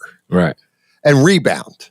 And then assists. Yeah. And people still, again, he had the triple-double. I know Westbrook had the triple-double for the year, but Oscar was better than Westbrook.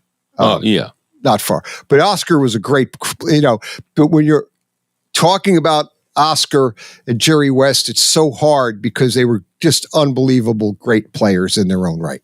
Well, I know I've seen an interview with Jordan. He said, they keep asking him the GOAT. He said he gets tired of it because you cannot put guys in different eras about things. He said, I look at some of today's game.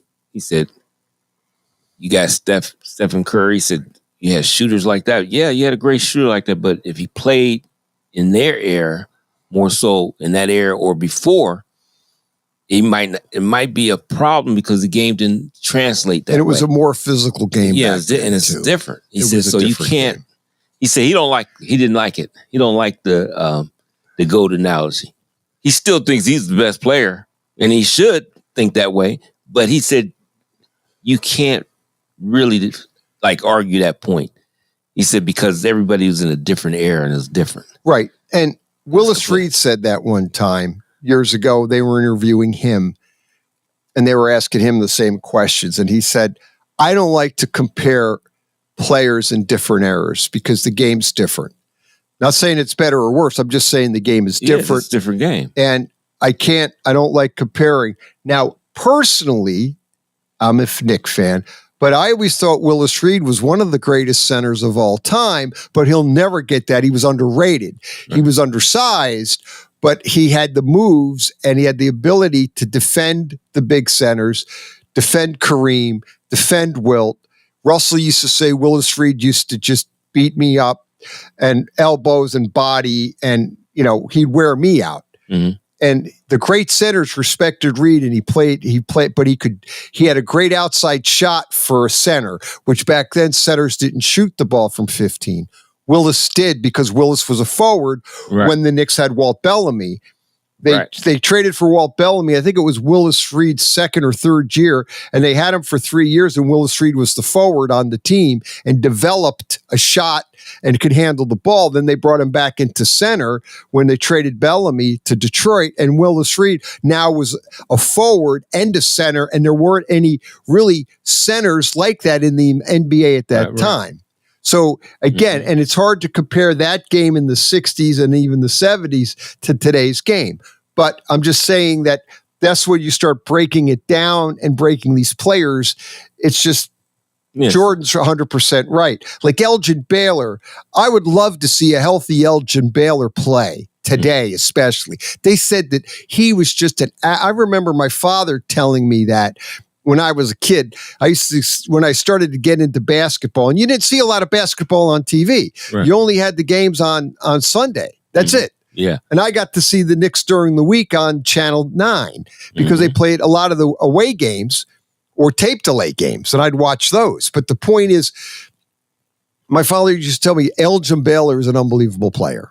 Unbelievable. He said, that guy is just a guy out of mind. Yep. That nobody could guard him, and he would get the ball down line. That was it. Nobody could stop him. Right. Yeah.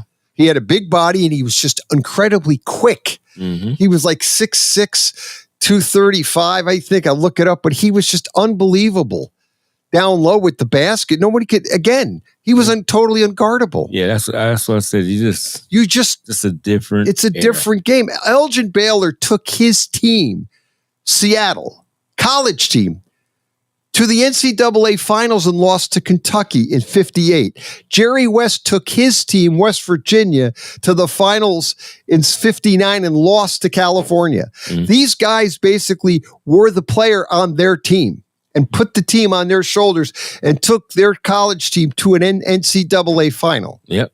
Lost, but still. And then played on the same. Then they played together on the same team with the Lakers. Yeah, that's crazy. You'd be wondering how did they do that? How did they get all guys? But that's how it used to happen too. It used to happen that way too.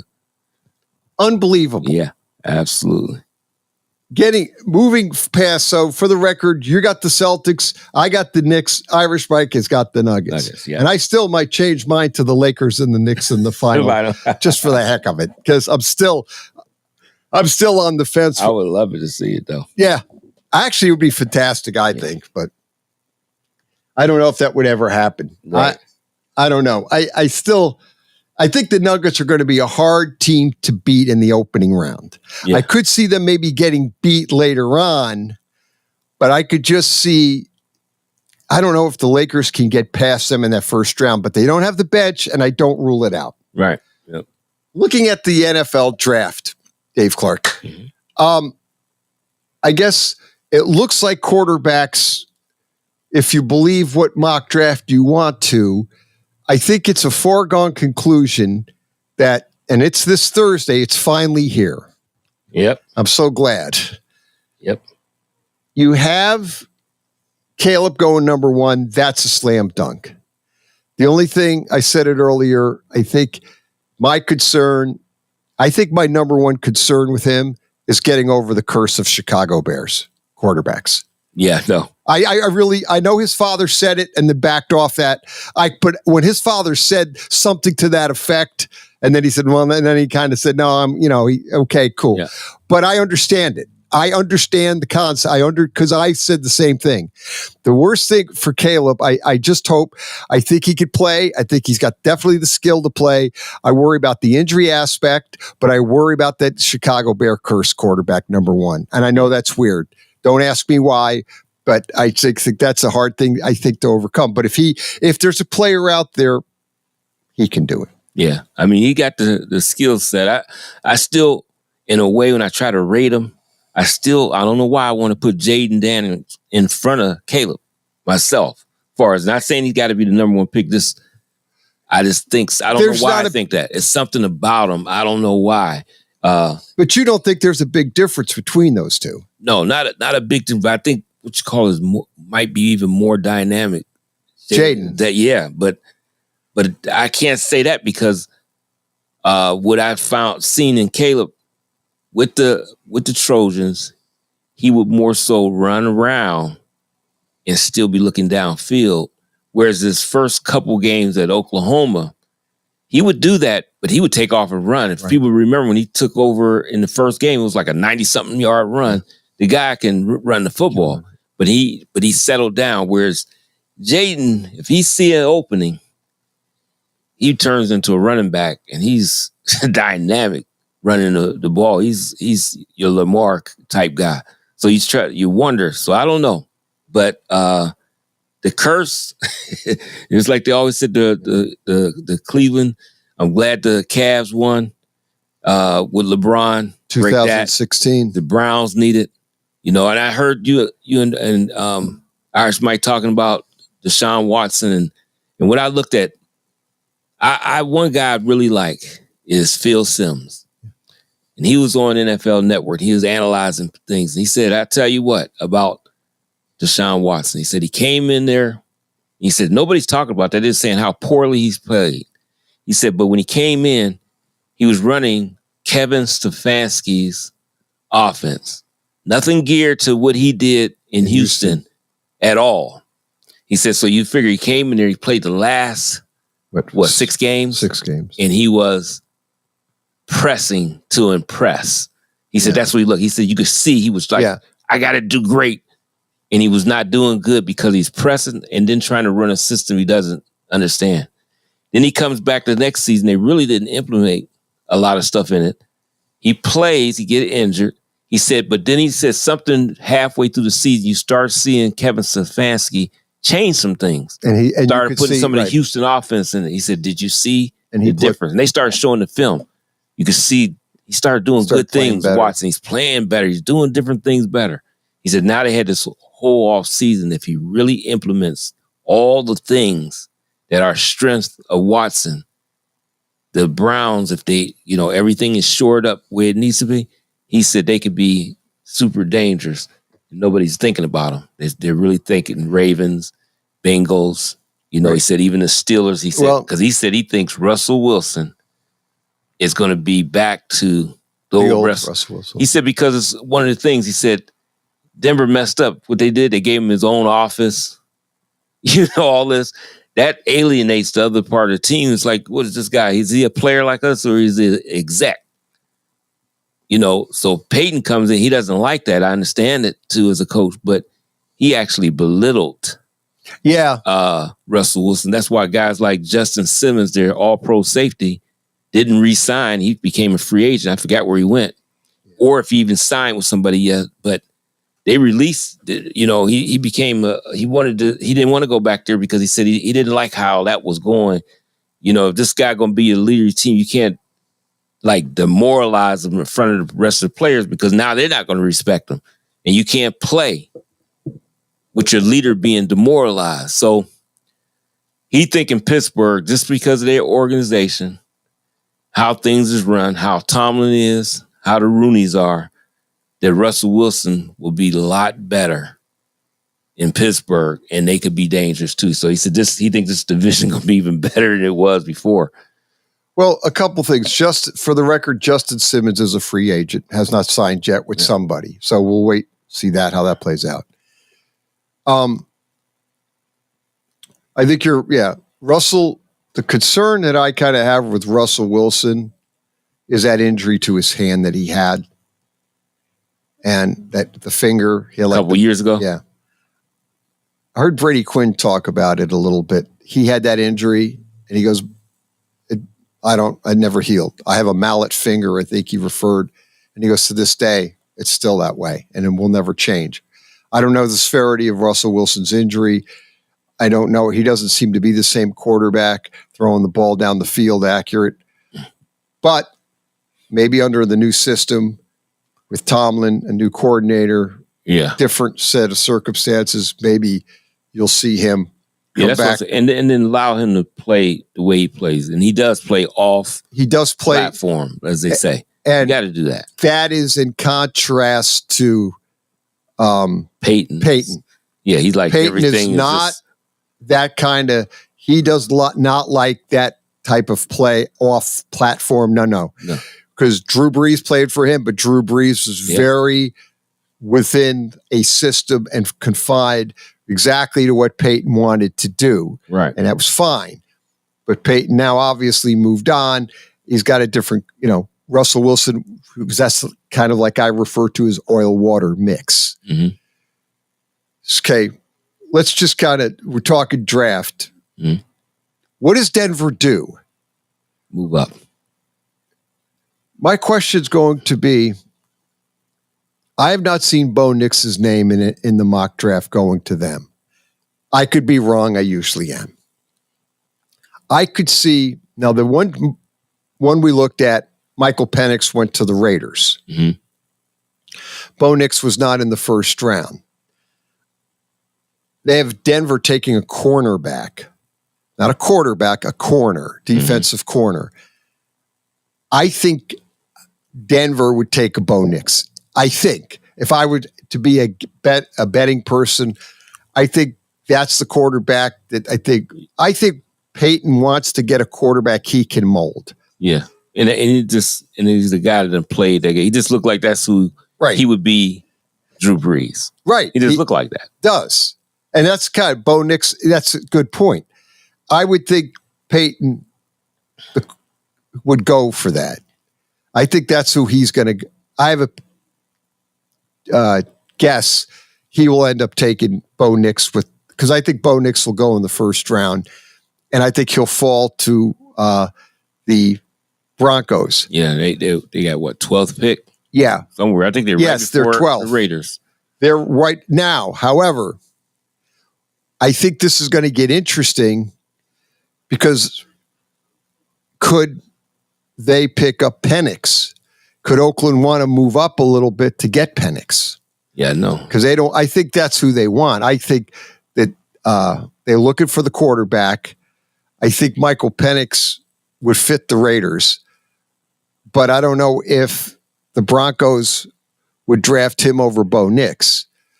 And would that mean the Raiders would take Bo Nix? I think both those. I don't agree with the one mock draft that I pulled up that I think the Broncos are taking a quarterback with that pick. Yeah. I don't know if they're going to trade up though. Maybe not. They might, to your point. I think Minnesota's definitely trading up because they got 2 first-round picks and they made the effort to get the other first-round pick with the idea that we're moving up. Yeah, I think they're going to try to get up there. Now, the one mock has them trading up to the 4th or the 5th spot to the Chargers, take the Chargers pick and take McCarthy, JJ. Right. I'm not a big JJ fan. I think he's okay, but I wouldn't trade up to the 5th pick and take him. I would actually either take Bo Nix or Penix over him. If I'm rating the quarterbacks, I rate Penix and Bo Nix better than JJ McCarthy, but JJ McCarthy to me, and again, I think he's probably more of a later first round pick or a second rounder. Yeah, I don't know how to rate JJ McCarthy because he's a guy that he'll run your offense. He doesn't make a lot of mistakes. No. And he's a lot better athlete than people think. He's really a good athlete. And he can throw the ball and he plays in big moments. That's what you want from your quarterback. So But I don't know if you move up for any of those guys almost. I mean, but quarterbacks run it, so guys move up. And that's just how it is in the NFL. So you stretch, you definitely reach when it comes to quarterbacks. But I definitely see, like you said, Minnesota. There's no doubt they're going to move up. It's people trying to get all the way to New England space because they're wondering, do they want a quarterback? Do they want to take Drake May? And the thing about it, I like all his tools, but how long Drake May has been a starter down there? I think 2 seasons. Yeah, he's a redshirt sophomore. Yeah. So I think he's played 2 seasons as a starter, some about 20-something games, maybe somewhere in there, 28 games as a college starter. So it's not bad. That's really not bad. But I don't know if he's ready just yet. But you got the right quarterback there in New England where he can sit. He don't have to play. You do got Jacoby Brissett. Yeah, you got the right guy to run it and let him learn and be your guy. So New England's but they got so many holes offensively, especially. They got some defense too, but their defense is pretty solid. Right. But their offense, there's holes all over the place. It's a train wreck. I mean, they got to get, and see, that's why you don't want to put Drake May in there, because if you do, he'll be horrible because he doesn't have any stable mates to make him better.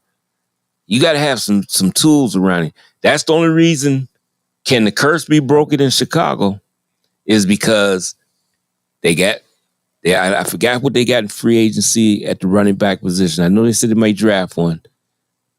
So they can go with a stable guys in Chicago, but their wide receivers and tight ends. They got it good. When you got Keenan Allen, one of the best, and more, you got a tandem. Keenan Allen is one of the best receivers in the NFL. You have 3, pretty much. Yeah. So argument you could make 3 All-Pro receivers. Yeah. So you tight end from everybody. Keenan Allen, and then Moore would be the other. You got running game, offensive line. Yeah, they're molding it for around Caleb to really succeed. And it would be something, but it'd be if they did it, it'd be the first time since Sid Luckman. Yes, it would be. Yes, it would be. I mean, that guy, they said he still has the record as the most yards per pass average. I think it's 10 or 11 yards way back, 1940 something? That's unbelievable. His Since we're talking, Sid Luckman played for the Chicago Bears from 1939 to 1950. Yep. That was his career. So his career is basically Sid Luckman was a Chicago Bear quarterback for 11 years or 12 years, and it was pretty much the 50s. Yeah, is what he did. And he averaged 16.2 yards on passing as far as when he completed it. So I think that's the record you're talking about. It says no one came close to breaking it. So think of all the great quarterbacks we done seen and watched, and your Brady's, your Favre's, all these guys. Right. And nobody's touched his record. Nobody's touched that record yet. No, that's the Caleb, can you be a part of breaking that curse and getting a quarterback? Because they definitely they got to hit on this. They have to hit, and he's going to have to be the guy. And there are red flags with Caleb. Certain little things, how good of a leader is. We don't know. That last season wasn't great. Now, statistically, yes, but that offensive line hadn't running that. Now, will you overreact when you get in the NFL? As soon as you see some and lose control of your progressions, that can cause them to have problems. So, because he was running for. He was. It was that USC team had, and the defense was poor. So every time Caleb had the ball, he was playing catch up. And he was constantly trying to make plays, throw the ball, score, because the defense couldn't stop anybody. And they were just getting, he was just kind of reminded me of just kind of like, okay, I got the ball. We have to score. I got to make a play. Right. And they didn't really, and he's throwing the ball a lot, running, trying to make plays. And they, they were out of sorts. That team was so totally out of sorts. No defense, bad offensive line, running game really non-existent almost. Yep. And that Caleb was taking a lot on himself to make things happen. And you can't do that, obviously coming in the NFL. But it sounds like they're putting the team around him where he won't have to do that. Yeah. And I think something you said to me, we were talking one day, but Phil Simms also said about this draft, and you hear the flags. He said it's always red. He said, I can pick out things in Jaden Daniels and all the others. There's red flags. He said, but sometimes these red flags are made up by other people. Right. To put it out there. Right. And then they'll show you some clips and you say, oh, it is. And he said it might have been happening in 1 or 2 games. But they make it like it happens all the time. Yeah. And it's a ploy for you to downgrade the quarterback. Yeah. And that's the other thing is you just don't know what to believe. Right. Because a lot of misinformation is out there and they make maybe 1 or 2 habits or 1 or 2 situations occur. And they think, well, that's a habit. That's what this guy does all the time. No, it was just in that circumstance and that time he did it. So again, there's a lot of, sometimes you can't believe the information and there can be analysis by paralysis. That old saying about, you almost become paralyzed with all the information. There's too much information. Yeah. And then a lot of it's not accurate and you got to figure out what. Yep. They said the guy, Ryan Poles, he said he thinks he's one of the better GMs because he goes off of what he feels. Yeah. And that's how you got to go instead of letting all this other junk cloud your mind. Saturday Morning Sports Page. Pat Lucia, Dave Clark will be back next week. Everybody have a great and a safe week. Do not drink, do not drive, and buckle up. Have a good week, everybody. Western Reserve Radio is the station you're listening to.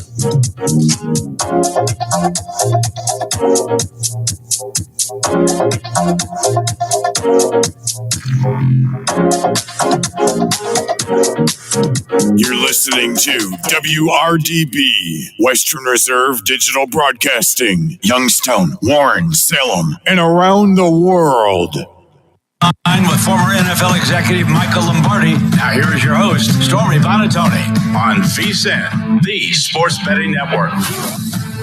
What's going on, everybody? Welcome into the Lombardi Line presented by DraftKings. We're coming to you from coast to coast as always. Michael Lombardi out at his office in Jersey. I'm Stormy Buonantony, live from downtown Las Vegas, Circa Resort and Casino. We got lots of NBA postseason talk to get to today. The countdown to the NFL draft continues and some interesting NFL news just in general to get to off the top of the program here today as well, Michael. But first and foremost, hello, good morning. How are we doing today? We're great. Congratulations. You didn't take the bait. You didn't think something was fishy, that maybe the Lakers weren't going to play, and it got close until Zion got hurt. I thought he was going to kind of lead them to a victory, but then with the hamstring, I thought he had a stomach pull because he reached for his stomach, I thought, on that shot he made. But congratulations to you on a bet well done. Every now and then, Michael, we don't crash and burn, but a good win there. It'll be fun to see. More now than then, Stormy. More now than then. Don't be modest. Come on now. You're on a roll. You've been on a roll for a while here now. You know that. Appreciate you, my friend. We have had a good couple of weeks. We'll see if we can keep that roll going. And as Michael mentioned, of course, the Lakers now getting set to face the Denver Nuggets in a best of 7 coming up in the first round. But we'll talk NBA a little bit later because we want to start off things, Michael, with a very interesting ESPN article that dropped involving somebody you know very well in Mr. Bill Belichick, hence why you're quoted in the article a number of times. And before we get your thoughts, let me lay out some of the bullet points for our audience who may not have read it just yet because it is pretty long, written by Don Vianata, Seth Wickersham, and Jeremy Fowler. Big picture that Belichick thought he had the job in Atlanta, was blindsided when the team went another direction, announcing Raheem Morris. A source alleged that the Patriots owner, Robert Kraft, called Arthur Blank, the owner in Atlanta, twice on the phone, warning him not to trust Bill, which was a big part of the Falcons passing on him. The Patriots do deny that conversation took place during the vetting of the process, saying Kraft advocated for Bill to get the job. But the spokesman for Kraft, Stacey James, also, when asked if Kraft ever criticized Bill in conversations with Blank, said Kraft has no recollection of that, but may have done so prior to January. So the growing bad blood that we've known for a while, getting some more pub this week. Michael, what did you make overall of the article and what came out? Well, I mean, obviously, I got a phone call from Seth who asked me a couple questions, which I was on the record, and everything I said was on the record. A lot of people were off the record in the column. But to me, I think there's two factors here in this decision. I think that clearly from the start, Rich McKay, who is the trustee of the Arthur Blank estate, really wanted no one to come into the organization that was going to upset the structure that they had, even though Belichick was and his people were told prior to the conversation of the interview that Rich wasn't going to be involved. But this was truly a Machiavellian opportunity for them to systematically make sure that Arthur Blank, who wanted to hire Bill, was outvoted. And I think as you read through the article, I think it frankly makes Atlanta look a little bit, not a little bit, a lot like, what are they thinking?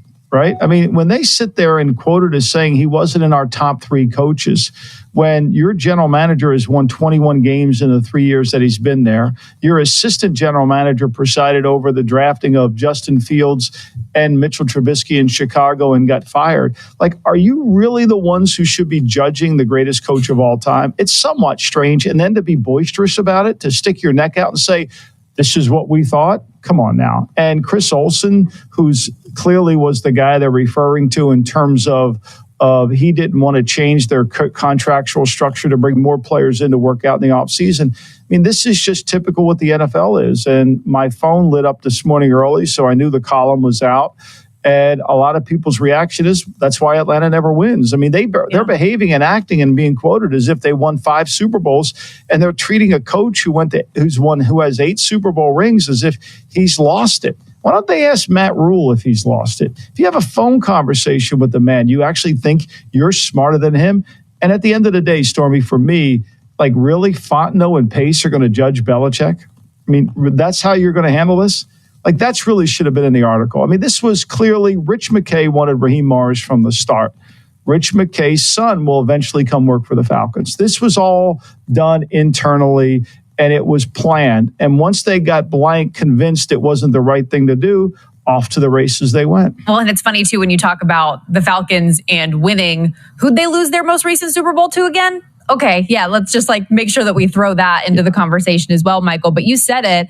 Bill didn't even, according to the article, finish in anyone's top 3 when Blank and his, quote, top lieutenants voted on the team's next coach, ranking each of the candidates. They were even quotes of saying he was essentially voted off of the island. And what I liked about what your perspective was when they put your quotes into it, because again, there were a lot of unnamed sources in this one. So I like that you were putting your name out in front of it. You said where Belichick not getting fair enough evaluation is if you have a good way of doing something, he's one of the best all-time listeners. He's open to change. It just has to be smart change. And Bill repeatedly, according to the article and things that we had heard throughout that hiring process in Atlanta, was talking to Blank about how he was willing to work with Terry Fontenot. He was even willing to work with Rich McKay. He was willing to give up a lot of the personnel and decision-making things and other roles that he had previously held in New England because he just wanted to be a coach. Yeah, and yet, they think the game has passed them by. I mean, it's really kind of comical. It really is kind of comical. That you think they've won 3 Super Bowls in their 3 years down there in Atlanta with 21 wins. I mean, and everything is Arthur Smith's fault, right? So it's just typical of the NFL. It just shows you that if I'm a fan of the Falcons and I'm reading this article, whether I like Belichick or not, the lack of respect shown to him. And obviously the article goes deep into the Kraft conversation about not trusting him. That's the one that has me completely baffled. I don't know what has occurred within that building for Kraft to have not trusted Bill, which is allegedly he told Arthur Blank. I find that hard to believe when he delivered 6 Super Bowls, when he increases the value of your franchise tremendously. I have a hard time understanding that. But look, this is the NFL. Everybody wants to get credit for success, and they want to tear down the people most responsible for that success. And I think this is just going on. It's almost a Shakespearean play, where it just everybody becomes a tragic figure within it, and they attack. And I think it's ultimately a wonderful feeling that the former players of the Patriots are the one coming to the defense of Belichick. I was going to be on the record in the column because I have nothing to hide. I watch the man work. I talk to the man. And man knows football more than anybody. I promise you, more than anybody within that organization. They're intimidated by him. He's not outdated. The fact that Terry Fontenot and Ryan Pace are judging him, I find that really hard to believe. But that's the NFL. Mm-hmm. That is why some teams win and some teams don't. That's why Bill Walsh told me in 1984, we're only competing against 8 teams here. If that warning from Kraft to Arthur Blank was true, between that and everything like with the Dynasty documentary that had come out, and it just feels like the negativity that Kraft has is pretty remarkable and a little bit insane, as you pointed out, given the success that they had together. But you know what, Michael, on to better things, and we'll revisit this article again a little bit later on in the show. But the LA Chargers posted a video yesterday that, just their new head coach, Jim Harbaugh, seems to be living his best life. So much so that it even inspired your new article this week. But our guy producer, Elliot Bowman, put together a couple of the best of clips from the video. So let's hear that, and then we'll talk a little more. Are you guys part of the team or what? Yeah, I am. We all are. Nice. Yeah, and I'm coaching for him. Oh, you are? Yeah. We're at Huntington Beach at the Waterfront RV Park. This is my Quantum Thor motor coach. Kind of inspired by growing up watching the Rockford Files. Got my DVDs. I've been watch that. Nothing will make you feel more like a dad than when you figure out how to dispose of the waste. I can speak. This has been a help to winning, to working, and no question. Winning in football. Is there anything like it? It's cured more ills than penicillin. I've watched this 3 times and it just gets better every time, Michael. It's so good. Look, as I've known this man for a long time, and I think when and I've known his love affair as I've had for the Rockford Files. And, as a student at Hofstra University, the Rockford Files would come on late at night. And, I watched every one, and I know everyone. And I know Jim Rockford was the best. That Camaro that he drove, the house in Malibu, where there's still a plaque there, Stormy. If you ever go out to Malibu and you go to where his trailer was parked, there's still a plaque there honoring James Garner, who was a huge, huge Raider fan, by the way. So, he's living his best life. But what I tried to write about today was that Harbaugh's been inspired by the character Jim Rockford and James Gardner, but other people in his life too. And he spent his whole life being a head coach. Think about this. He has only been an assistant coach 2 years of his coaching career. He was with us at the Raiders as an assistant quarterback coach. That was 2 years. Never called plays, never did that. Then he went to the University of San Diego to become a head coach. And since that day, he's been a head coach ever since. And his strength and the secret sauce that makes Harbaugh so effective is his ability to take his personality, his competitive spirit, his will to win, and manifest it into the team. And the team becomes a bunch of little Jim Harbaughs who are the most competitive people on planet Earth. And that competitiveness, to me, is what's going to drive this team above the 8.5 win total.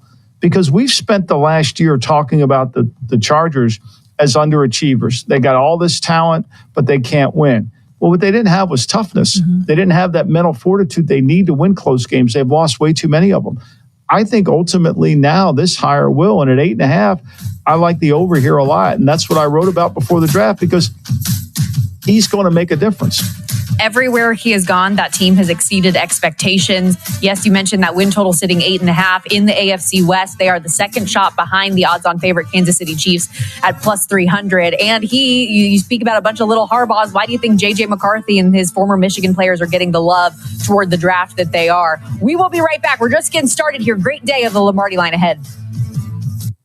Pizza's here. Oh, great. I'd love some, but I'm worried about my stomach issues. If you're worried about having diarrhea, gas, bloating, stomach pain, or loose, oily stools, it may not just be stomach issues. It could be a condition called exocrine pancreatic insufficiency, or EPI. With EPI, the pancreas doesn't release enough enzymes to break down food, but EPI is manageable. Use the symptom checker on identifyepi.com and talk to your doctor. That's identifyepi.com. Sponsored by AbbVie. Family Talk with Straight Talk. You give and you give. It's time to get with Straight Talk Wireless. You get a reliable 5G network and unlimited data, and you get to choose who joins your family plan starting as low as $25 a line. Does it have to be family? It can be family or people you like. Get more lines and more savings. Switch to Straight Talk for family plans starting as low as $25 a line per month for 4 lines. Find us at Walmart and straighttalk.com. For network management practices, visit straighttalk.com. Family plan discount with 4 lines, all on the Silver Unlimited plan. Taxes and fees apply. Family Talk with Straight Talk. You give and you give. It's time to get with Straight Talk Wireless. You get a reliable 5G network and unlimited data, and you get to choose who joins your family plan starting as low as $25 a line. Does it have to be family? It can be family or people you like. Get more lines and more savings. Switch to Straight Talk for family plans starting as low as $25 a line per month for 4 lines. Find us at Walmart and straighttalk.com. For network management practices, visit straighttalk.com. Family plan discount with 4 lines, all on the Silver Unlimited plan. Taxes and fees apply. Spend your draft night with VEASAN and the DraftKings Network. At 6 Eastern, VEASAN Primetime helps you make your final bets before the draft starts as they analyze line movement and the latest news. Then at 8 Eastern, watch the draft with former NFL GM and executive Michael Lombardi on a special edition of the GM Shuffle. Michael analyzes every pick and trade and gives you the insight you need for the NFL Draft. On draft night, check out VEASAN Primetime and the GM Shuffle on VEASAN and the DraftKings Network. Jim Gaffigan here with some more Straight Talk. Let's take a moment to appreciate our sweet children, loving grandparents, and eternal soulmates. Now let's use them to save money on wireless. Because with the Straight Talk Silver Plan, WWE superstar Alberto Del Rio. Take 1. Behold the angry giant. Try it again, Alberto. Behold the angry giant. Perfect. Good luck tonight. Behold the angry giant. Yay! Read me another one, Dad. This is WWE superstar Alberto Del Rio. It only takes a moment to make a moment. Take time to be a dad today. Visit fatherhood.gov. Brought to you by the U.S. Department of Health and Human Services and the Ad Council. During the fall and winter, grilling season never ends, and Gessler Propane is your local supplier that makes sure you get your hard-earned money's worth. Why go to gas exchanges to pay higher prices for tanks not filled to capacity? Gessler Propane makes sure you're prepared for year-round grilling with 100% filled tanks at a reasonable cost. See Bob Monday through Friday, 10 to 4, and Saturday, 9 to 3 at Gessler Propane, 702 Youngstown Poland Road, Struthers, or call 330-755-9119. Gessler Propane. They got gas. You're listening to Western Reserve Radio at westernreserveradio.com on the Live 365 network and the Live 365 app. 47365 as we welcome you back to the Lombardi Line presented by DraftKings. Michael Lombardi, Stormy Bonantoni with you. And as we continue hitting some of the big stories in the National Football League today, very grateful to have Albert Breer join us here on the Progressive Guest Line, senior NFL reporter, lead content strategist for the MMQB. You can also catch him on NBC Sports Boston. So very dialed in when it comes to what's going on with this Patriots and Belichick and Kraft situation, the job with the Falcons. Like, how have you unpacked the report that came out today? Well, I mean, I don't know. I just think it's sort of a sad commentary on the league that, you had 7 openings, obviously excluding the New England one, that were out there. The greatest coach of all time. He wants a job and he can't get one. And look, like I say that with the acknowledgement that not every job was going to be set up for him. I think it's similar to Brady 4 years ago, where Brady was always going to have a narrower group of teams because you have to check a lot of boxes to be in the running for him.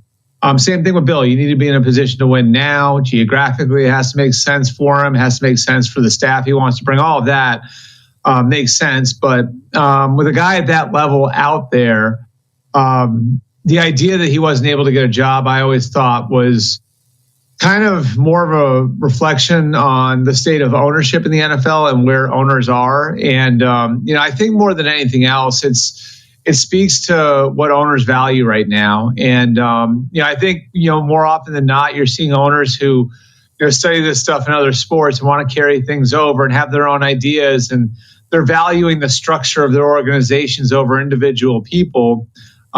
Even when there's an opportunity to get somebody truly great into your organization and build around him. And I certainly think that was the case here. I think that there's concern with some people that he's going to come in and walk all over everybody, whether or not that's, reality or not. there is that perception out there. I think that concerns some owners. And so I think a lot of the same things are at work here, as were with, maybe Jim Harbaugh not getting a job for a couple of years. And as certainly were with Mike Vrabel being on the sidelines this year as well. Albert, can you explain why through the Dynasty documentary, the Dynasty infomercial and the quotes that are attributed in this article to Kraft, the animosity towards somebody who won 6 Super Bowls for their franchise, went to 8, and obviously increased the value of their franchise. Can you explain or get your hands around any of this? I think, I think he just really wants to get in the Hall of Fame, and I think there's an element of legacy shopping going on, Michael. I think this is based on the book by Jeff Benedict, and that was, more or less a Kraft biography. So if you read the book, you sort of knew what to expect here, that it would be really the dynasty through the eyes of the guy in charge. And I do think that there's a little insecurity there and, concern that when Tom left and won a Super Bowl somewhere else, well, now that leaves 2 people. And, when you're reaching for credit, it's clear that, Tom's legacy is secure in the fact that he went and won a championship somewhere else. So we've seen proof of concept there in another place. And, Bill were to go somewhere else, say Atlanta, and win big there. Well, what does that leave, for the guy who owns the team? And so, I do think that, at 82 years old, there's a desire to write your own legacy here and to make sure that your legacy is secure. And Robert Kraft's a great owner. Michael, you worked for him, that. But I do think, it's one of those things where, a guy is looking to really make sure that the history views him in the way that he wants to be seen. And, it can be tricky with owners, and if you look over the course of history, what does everybody remember Eddie DeBartolo for? They don't remember him for the 4 championships or 5 championships so much as they remember him for how it ended, with the riverboat thing in Louisiana. How does everybody look at Jerry Jones now? Do they remember him for the 3 championships, or do they remember him for walking away from Jimmy Johnson? I'd say it's the latter, So the legacy of an owner can be very, very difficult. I think Robert Kraft probably recognizes that as being overly aggressive and trying to make sure, history again sees him the way he wants to be seen.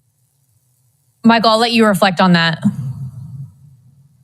Well, I think to me, and I've said this many times, Robert Kraft belongs in the Hall of Fame for hiring Belichick. Eddie DeBartolo got in the Hall of Fame for hiring Bill Walsh and building his organization into an incredible culture. But I think when you are overtly trying to get in the Hall of Fame, when you're publishing books that are autobiography that you've commissioned and you're doing an infomercial, then all of a sudden you're trying to get credit when you should just sit back and accept the credit for making a great decision, a bold decision. Because the back page of the New York Post, the day that he hired Belichick, was by Ian O'Connor, this was going to be a disaster. And yet it proved to win 6 Super Bowls and go to 8 titles. So that's really all you need to say. Now, if you want to get credit for the minutia of what actually transpired through the organization, that's something I never witnessed. So I think, to me, anytime you try to overtly pat yourself on the back with a long arm, it makes you look shallow. It makes you look insecure. And I think DeBartolo just stood behind it and allowed his decision to speak for itself, which is what I don't think Kraft's doing. And I think that's hard. And Stormy, I just to piggyback on what Michael's saying, I'd agree. I think his resume is good enough to get in the Hall of Fame based on what he's done in setting up the organization, hiring Bill, and contributing to the league the way that he's contributed from a broadcast perspective and all of that. This just sort of comes across as insecurity to me, in that I don't think people react well to these sorts of things where they feel like you're overtly going and looking for credit. And look, like that contributor category is tough because you're dealing with some, I'd say it's like a little bit more vague than with, the player category. And so do you put him in now over a guy like Mike Shanahan, who half the league is running his offense? He won 2 Super Bowls.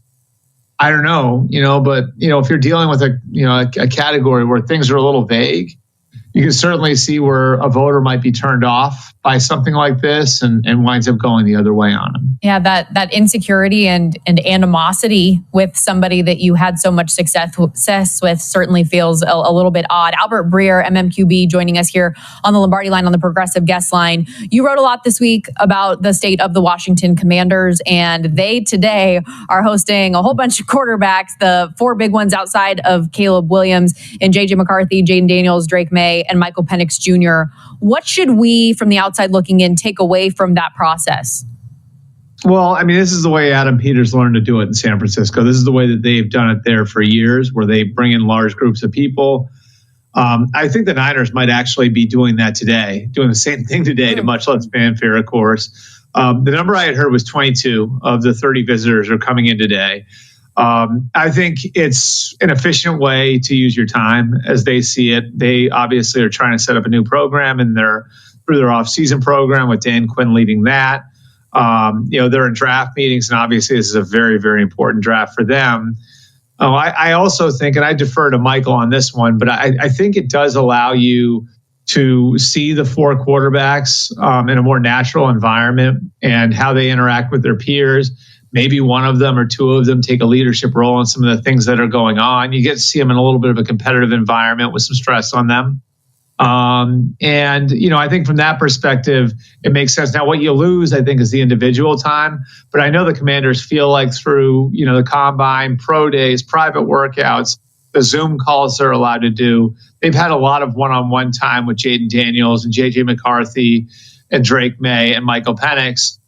And they did have some individual time with those guys this morning where they could cross some T's and dot some I's, and getting to do it at the end of the process too, I think is an important piece of it too. Today's the last day that you're allowed to have guys in on 30 visits. So, ostensibly that would allow for you to have the most information when you're getting the last chance to see those guys face to face. Real quickly, Albert, I agree. It is the best way to do it. Real quickly, though, 4 quarterbacks or 5 in the first round, in your opinion? I don't think Bo Nix goes in the first round. I think Michael Penix's stock is a little volatile.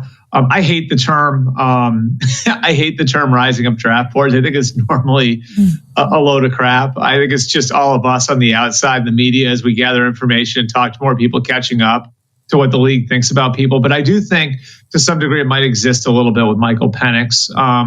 The sense I get, Michael, is that the coaches like Michael Penix a little more than the scouts do. And there are reasons for that. I think part of it is that he's really good in areas you can't coach. And coaches feel like you can kind of fill in the blanks with the rest. Great deep ball accuracy, anticipates. You see some things that you really like that maybe are a little more intuitive. Coaches feel like they can work with the rest. So I could see him going 13 to the Raiders. I could see him going 16 to the Seahawks. I could see him maybe, going somewhere in the second round if he doesn't wind up in one of those 2 places. So I think his stock is a little volatile. I think there is a possibility he goes in the top half of the first round. I think there's also a possibility he slides to the top of the second. Albert, you're awesome. Thank you so much for the time today.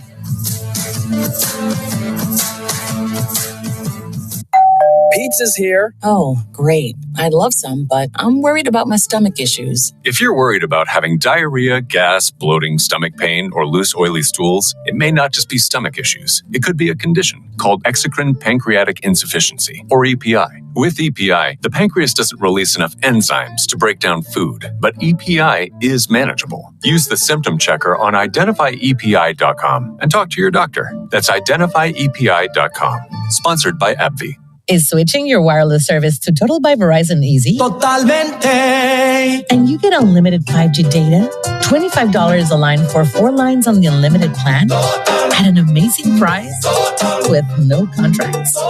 Should you switch to Total by Verizon? Definitely. Totalmente. Find a store or switch suavemente at totalbyverizon.com. Monthly rate when you activate without a pay plus taxes and fees. Discount begins the month after you enroll. Additional terms apply. See website for data management practices.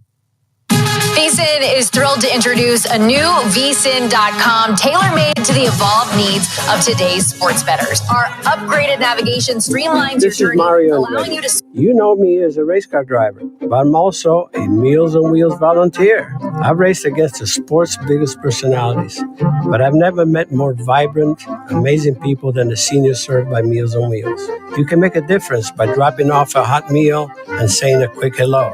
So, America, let's do lunch. Volunteer your lunch break at americaletsdolunch.org. This message brought to you by Meals on Wheels America and the Ad Council. People been saying to your friend, get a different face, and posting on their feed, they're super ugly. The things they say to them online are cruel and they're not true. So tell your friend, I'll stand up for you. Don't worry, I know what to do. Know someone being bullied online? You can be a witness and make a difference by letting the world know it isn't cool and by letting your friend know you care. Learn more at eyewitnessbullying.org. Brought to you by the Ad Council. Hope you enjoyed your meal. And I just want to say, he's lucky to have a brother like you. Lucky? Caring for my brother is far from easy. But he's a part of me, like my arms and legs, so I'll be his. No time for tired.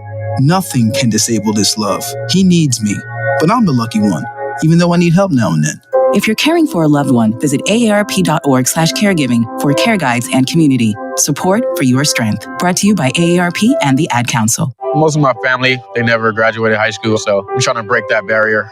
My daughter, Brooklyn, was